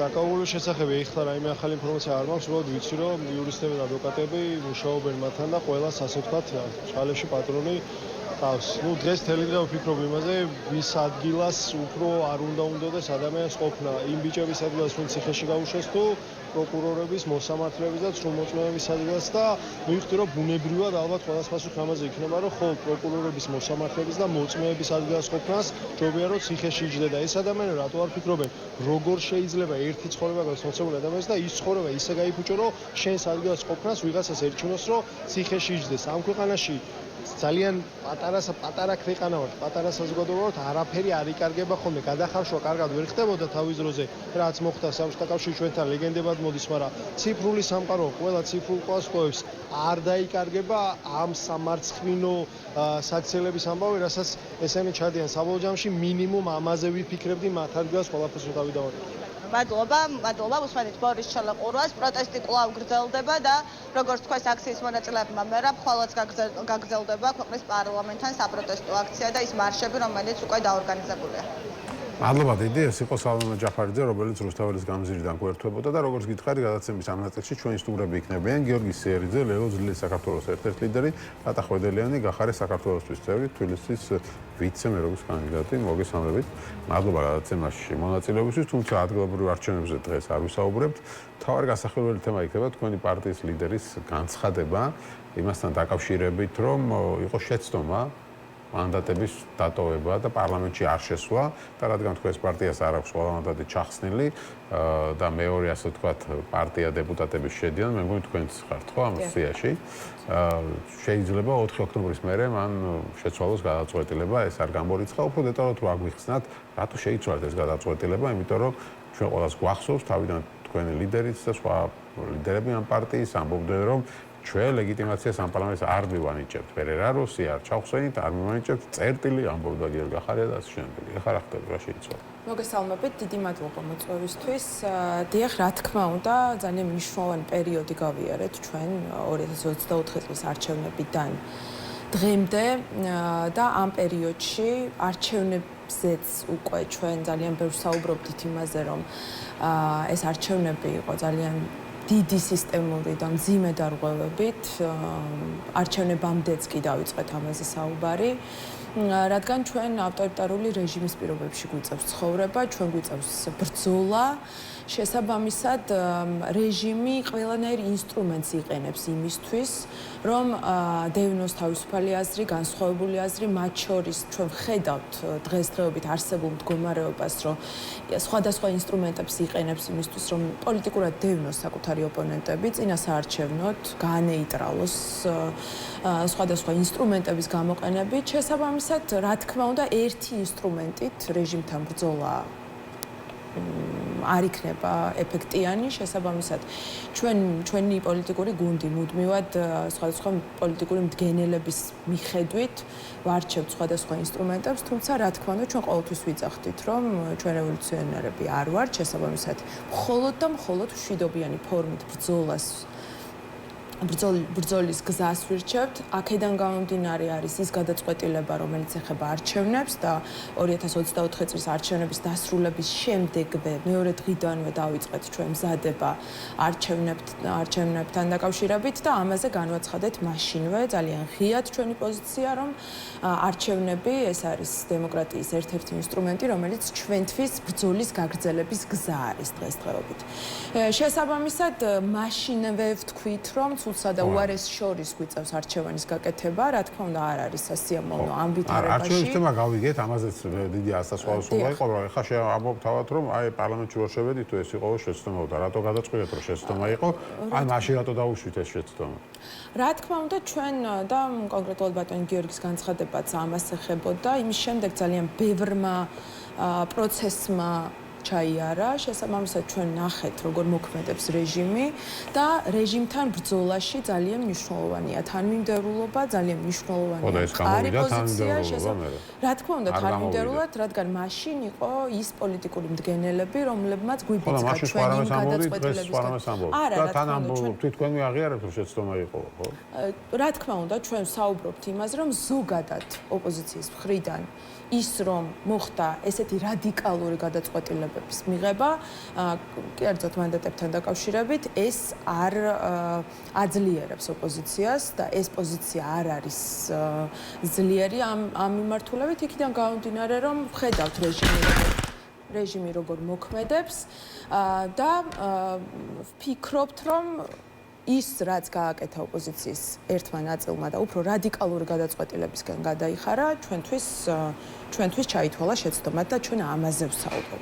რაც შეეხება იმას, რომ ჩვენ დაგვრჩა მანდატების საკითხი, ესე ჩვენ მაშინვე ვთქვით, რომ ჩვენ საპარლამენტო მუშაობას არ ვახორციელებდით, არ ვიღებდით ამაში ხელფასებს, თუმცა ჩვენ არ ვემხრობით რადიკალურ გადაწყვეტილებებს, რადგან ეს რადიკალური გადაწყვეტილებები დღესდღეობით აძლიერებს რეჟიმს.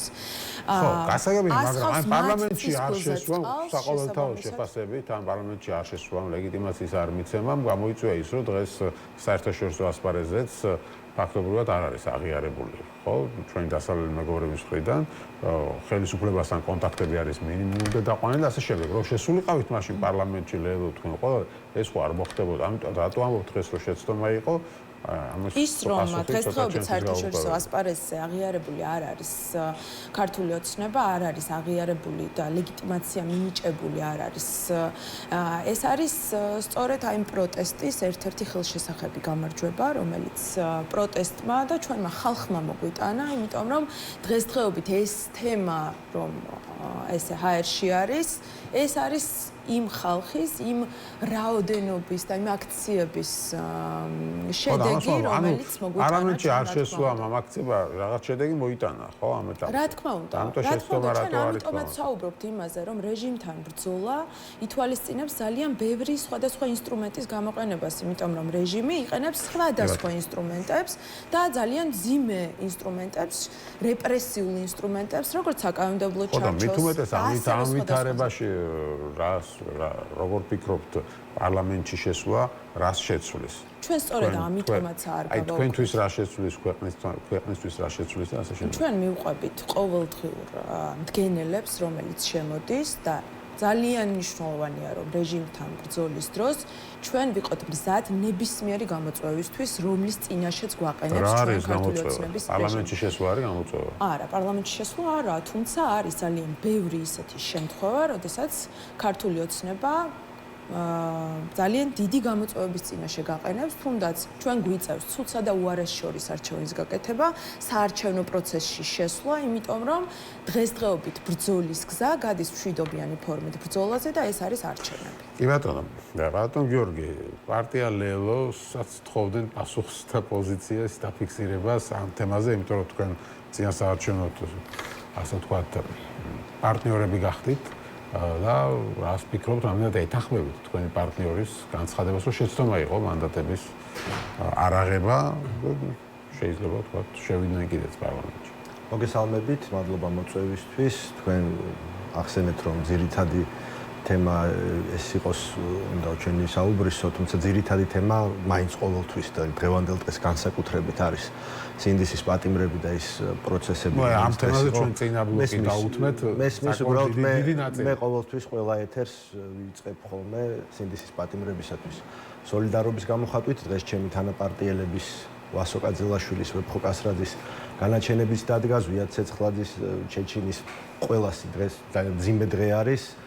დააკავეს 20-ზე მეტი აქტივისტი რუსთაველზე. ხვალას ალბათ არ გვაქვს მოლოდინი რომ დადგება ერთადერთი სწორი განაჩენი, რაც ნიშნავს დარბაზიდან გათავისუფლებას სინდისის პატიმრებისა, იმიტომ რომ ყველა ეს ადამიანი არის უდანაშაულო და ისჯება სამშობლოს სიყვარულისათვის, შესაბამისად სანამ ეს ადამიანები იქნებიან პატიმრობაში, ჩვენი წინააღმდეგობა გაგრძელდება და ეს მოთხოვნა რჩება უცვლელი და აგრეთვე მეორე მოთხოვნა გახლავთ რეჟიმის ცვლილება სინდისის პატიმრებთან ერთად რეჟიმის ცვლილება ახალი საპარლამენტო არჩევნების გზით. აი ამისთვის ვიბრძვით ჩვენ, ეს არის ჩვენი მთავარი ამოცანა და ძირითადი მიზანი. რაც შეეხება თქვენს შეკითხვას, სწორად ბრძანეთ რომ ლელოს თხოვდნენ პოზიციის დაფიქსირებასო, ლელოს მე მგონი აქ პოზიცია კი არა აქვს დასაფიქსირებელი, ლელომ განახორციელა და დაამტკიცა თავისი მიდგომა ქმედებით ჯერ კიდევ გასული წლის ნოემბერში, როდესაც ჩვენ უარი ვთქვით იმ მანდატებზე, როდესაც ჩვენ ჩავხსენით სიები და ვფიქრობდით მაშინაც, ვფიქრობთ ახლაც, რომ ეს იყო სწორი გადაწყვეტილება. მაგრამ აი თქვენი პარტია რომ შეცდომა. მოგახსენებთ.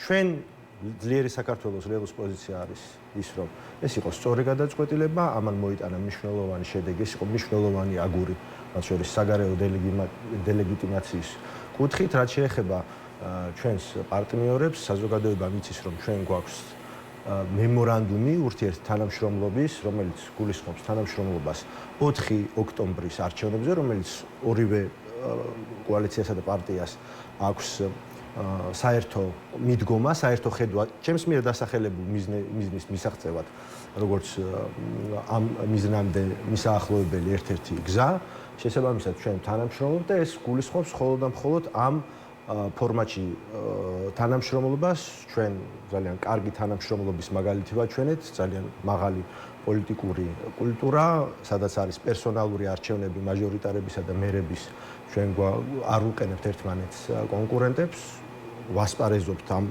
რბოლაში როგორც ორი დამოუკიდებელი სუბიექტი, უნებრივია არც ერთ სუბიექტს ჩვენ არ გვაქვს არც ვალდებულება და არც პასუხისმგებლობა ერთმანეთის იმ ქმედებებსა და განცხადებებზე, რომელიც ამ თანამშრომლობის მიღმა არის.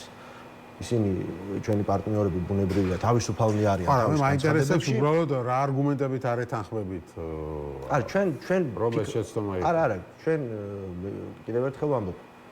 ეს არაერთხელ გვიტყვამს, როდესაც დავტოვეთ მანდატები. ამბობს რომ აი გამოჩნდა ეს რაღაც მინაულა საპროტესტო მუხტი ასე შემდეგ, თუ ხა ეს კითხვა სულ იყოს ხოთაშორის თქვენ რო გადაწყვიტეთ რომ არჩევნებში შესულიყავით, ეს კითხვა გაჩნდა რომ თუ ამ ადგილობრივ არჩევნებში მიდიხართ, მაშინ მანდატებზე რაღაც თქვი თუ არა, ხო? თუ ფიქრობთ რომ არჩევნებში შესვლა შეიძლება ხელისუფლებასთან მიერ ჩატარებულ არჩევნებს რაღაცა შედეგი მოყვეს და ის აღიაროთ ვერ და ასე შემდეგ, მაშინ საპარლამენტო არჩევნებიც გეღიარებინოთ, ხო? ლოგიკური კითხვა იყო. არჩევნებში ეხლა ამბობს აგერ გახარია რომ კი უნდა გვეღიარებინო. არჩევნებში შესვლა და ის რაც ხდება არჩევნების შემდეგ, ეს არის ორი სხვადასხვა რამ.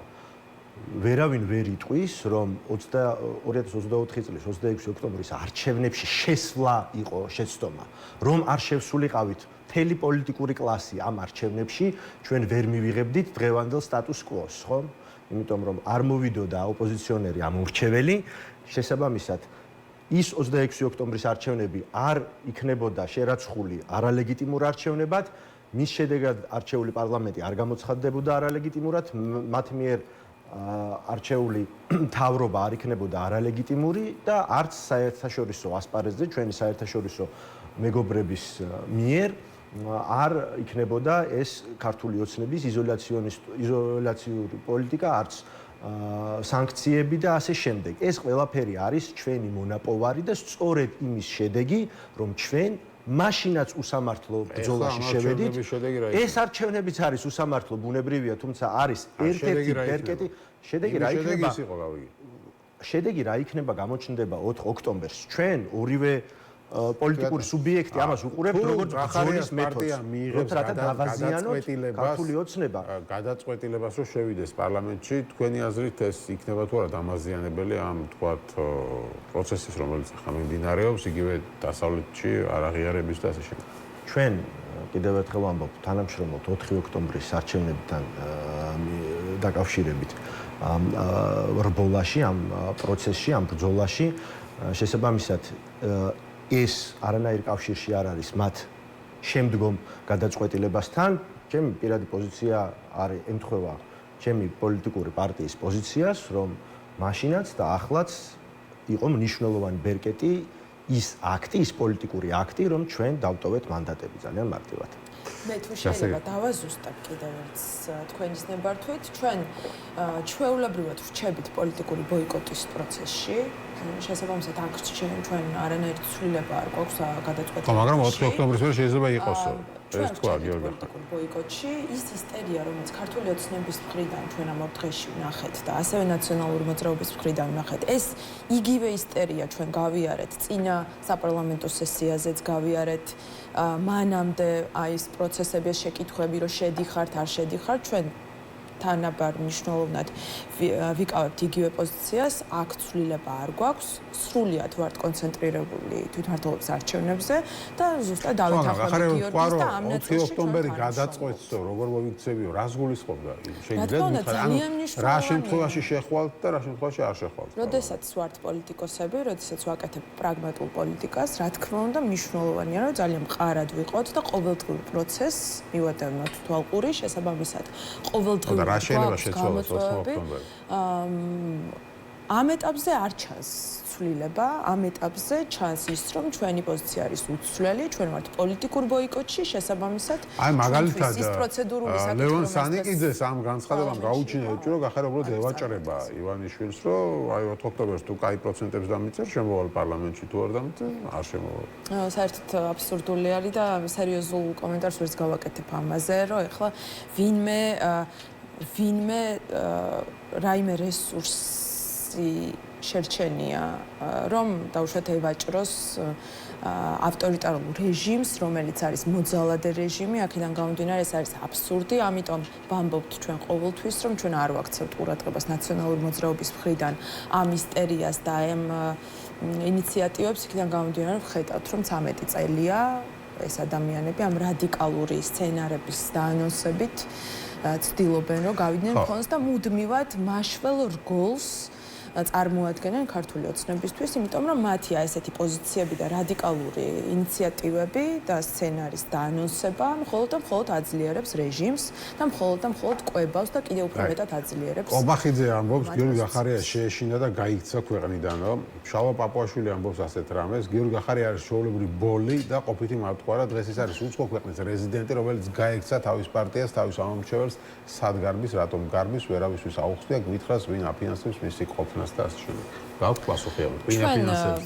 სად გაიქცა, რატომ გაიქცა და ეგრეთ წოდებული მართველი გუნდისგან ძალიან ბევრ სხვადასხვა პოზიციას გიორგი გახარიასთან დაკავშირებით ჩვენ გვახსოვს 2020 წელს, 21 წელს მათი მხრიდან წამოსული განცხადებები გიორგი გახარიას მიმართ, შესაბამისად მივეჩვიეთ უკვე, რომ ქართული ოცნების მაღალჩინოსნები მუდმივად ცვლიან საკუთარ გადაწყვეტილებებს და მუდმივად სხვადასხვა პოზიციებს აჟღერებენ კონკრეტულად გიორგი გახარიასთან მიმართებაში, იმიტომ რომ ნახეთ იგივე ჩორჩანას ეპიზოდთან დაკავშირებით განხორციელებული მათი ცვლილება პოზიციებში 2019 წელს ისინი აცხადებდნენ, რომ ეს იყო ერთადერთი მშვიდობიანი ფორმით განხორციელებული ინტერვენცია, რომელიც განხორციელდა სახელმწიფოს მხრიდან და ხო, დღეს თეატრალურგიანმა თქვა, რომ გვაქვს ეჭვი, რომ გახარიასაც უნდოდა როგორც 2008 წელს სააკაშვილს ცეცხლი გაეჩინა, ომი დაეწყო.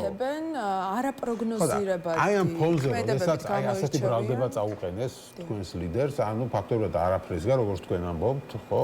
გამოჩხრიკეს ეს საქმე, რომელსაც ადრე აქებდა, დღეს წაუყენეს და 8 წლიანი თუ არ ვიცი რამდენი წლიანი მოხოლით მას ედავებიან თქვენ ლიდერს მოუწია, ხო, 15 წლიანი, დღეს მოუწია ქვეყნის დატოვება, როგორც ხელისუფლებას გაქცევათ ეს შემდეგ, ამ ვითარებაში მართლა მაინტერესებს ასეთ ვითარებაში რა აზრს ხედავთ ან არჩევნებში ან პარლამენტში შესვლაში, როცა ხელისუფლება ან ფორსულად გეუბნებათ, რომ ყველაფერზე ვარ წამსვლელი. ამ ვითარებაში რა აზრს ხედავთ? თქვენთანაც მექნება შეკითხვა ბუნებრივია. ჩვენ ძალიან ბევრჯერ ვთქვით, რომ ჩვენი ბრძოლის გზა არის მშვიდობიანი ფორმა. განმეორდები და ეს არის არჩევნები, შესაბამისად რევოლუცია შეიძლება იყოს მშვიდობიანი. ჩვენ ვთვლით, რომ რევოლუციური სცენარი, ნებისმიერი რევოლუციური და რადიკალური სცენარი ჩვენს ქვეყანაში, ეს არის მხოლოდ და მხოლოდ დამაზიანებელი ჩვენი ქვეყნისთვის, ჩვენი მოსახლეობისთვის. შესაბამისად, ჩვენ გვიწევს ცუდსა და უარეს შორის არჩევნის გაკეთება და ამ პროცესებში შესვლა და არჩევნების გზის არჩევა ამ შემთხვევაში, რადგან ჩვენი ბრძოლის გზა არის ქართული ოცნების ამომრჩევლის რაოდენობის შემცირება. დღესდღეობით ჩვენ ყველაფერს ვაკეთებთ იმისთვის. და გახარიას თუ რატო გაიქცა, როგორც რა თქმა უნდა, არ შეეშინდა, გიორგი გახარიას. ძალიან ბევრჯერ დაუმტკიცებია ის, რომ მით უმეტეს ბატონი კობახიძის და მით უმეტეს ქართული ოცნების არასოდეს არ შეეშინებია. იმიტომ რომ ის უფრო მეტად ეფექტიანი არის იქ, სადაც არის დღეს, რადგან ევროპული ბატონო? რა ეფექტი მოაქვს ამას?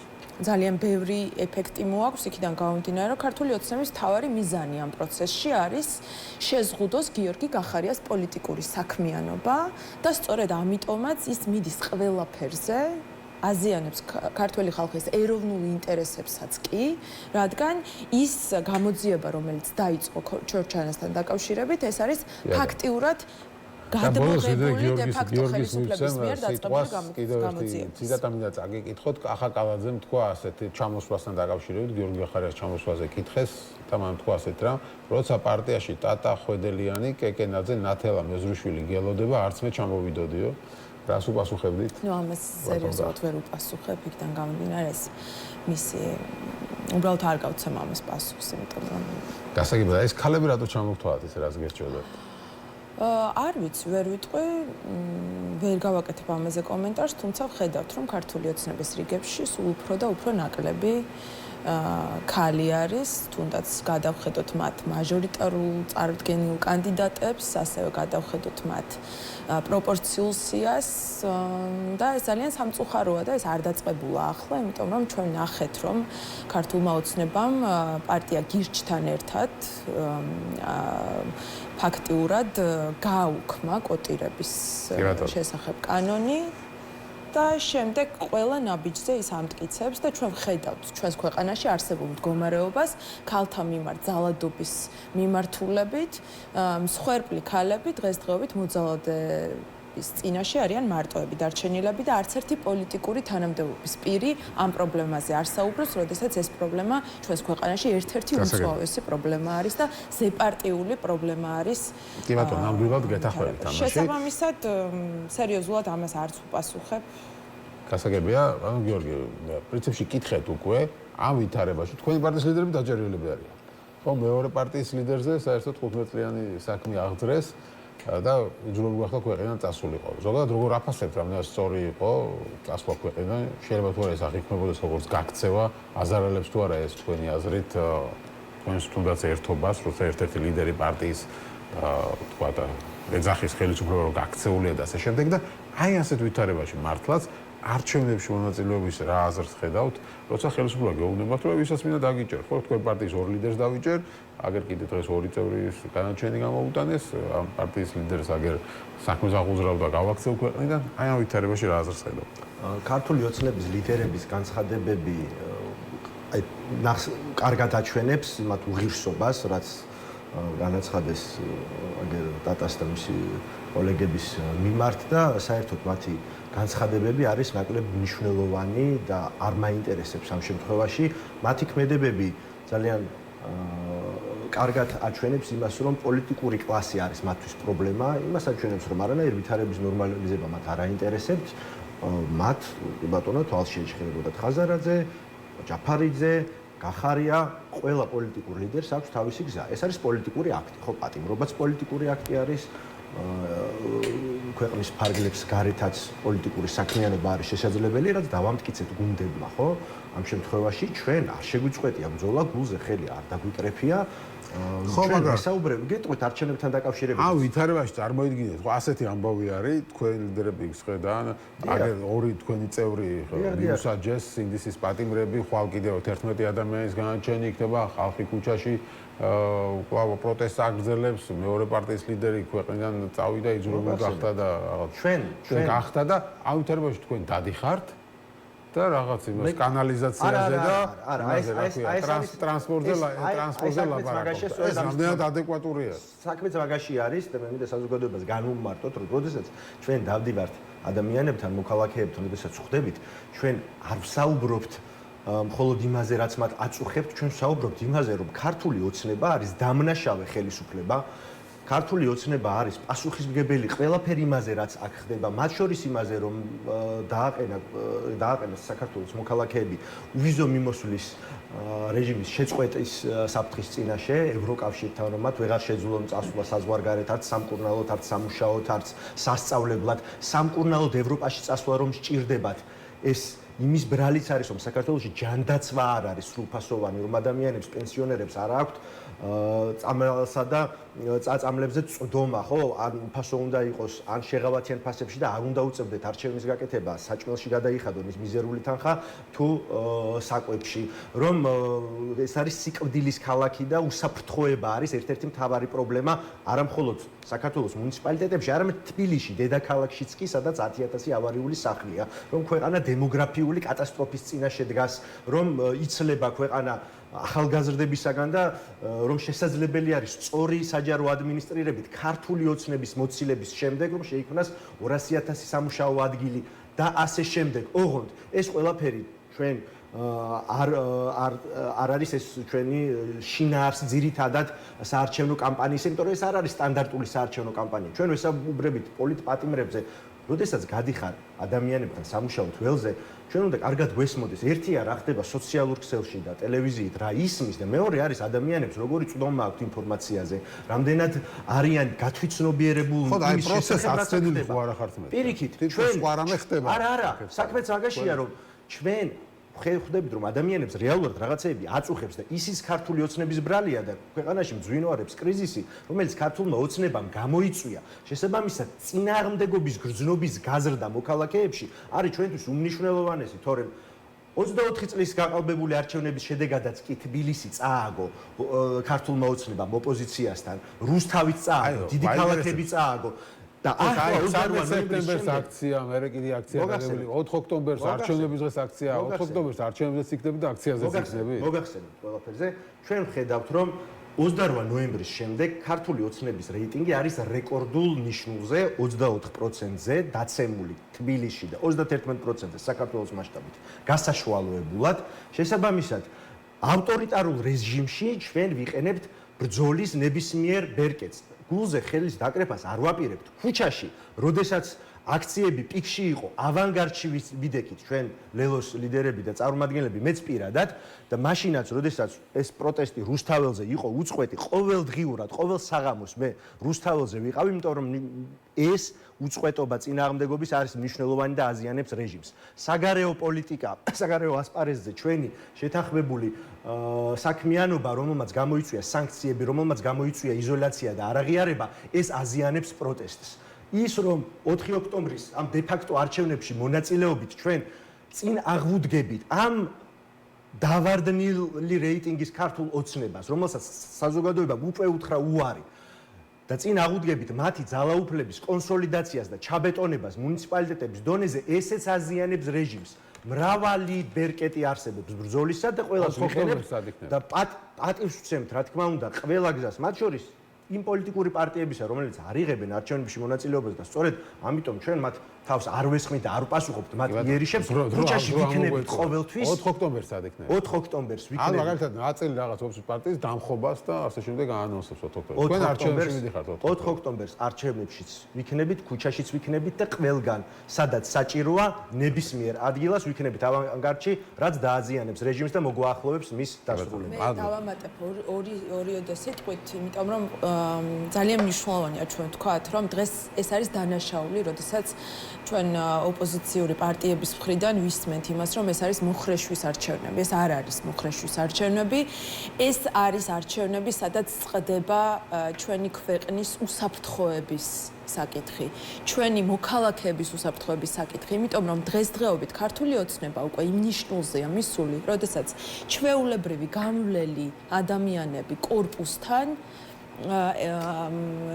დეკორაციის ჩამოვარდნას და აი ამ ავარიულ შენობებსაც კი ეწირებიან. აი ეს წყდება და ამაზე უნდა წავიდეთ და ამაზე უნდა გავაკეთოთ ჩვენ არჩევანი. ეს აქედან გამომდინარე ძალიან მნიშვნელოვანია, რომ ჩვენ დავინახოთ სწორად ეს პროცესი და როდესაც ვიძახით, რომ 13 წლის განმავლობაში ოპოზიციური პარტიები არიან, რომლებიც იძახიან, რომ ჩვენ დავამხობთ, ჩვენ ამას გავაკეთებთ. 13 წელია ჩვენ ამას ვუყურებთ. არ იცვლება არაფერი და მხოლოდ ძლიერდება რეჟიმი და ჩვენ დღესდღეობით მოვედით აქ, რომ ადგილი არის მხოლოდ ორი რადიკალური ძალისთვის, ქართული ოცნებისთვის და ნაციონალური მოძრაობისთვის და ის ყველანაირად ის ორი ძალა ცდილობს, რომ ამ პროცესში მესამე ძალას არ დაუტოვოს ადგილი და შესაბამისად განსხვავებული აზრი დევნოს ორივე მხრიდან იგივეს გასაგებია. მადლობა დიდი გადაცემაში სტუმრობისთვის, ტატა ხვედელიანი, გახარია საქართველოსთვის პარტიას წარმოადგენს, გიორგი სიორიძე, ლელო ძლიერი საქართველოსთვის წარმომადგენელი იყვნენ ჩვენი სტუმრები. ასეთი იყო დღევანდელი გადაცემა. მე გემშვიდობებით. ხვალამდე ხვალ 7:30-ზე გადაცემით რეზიუმე შეხვდებით ერთმანეთს.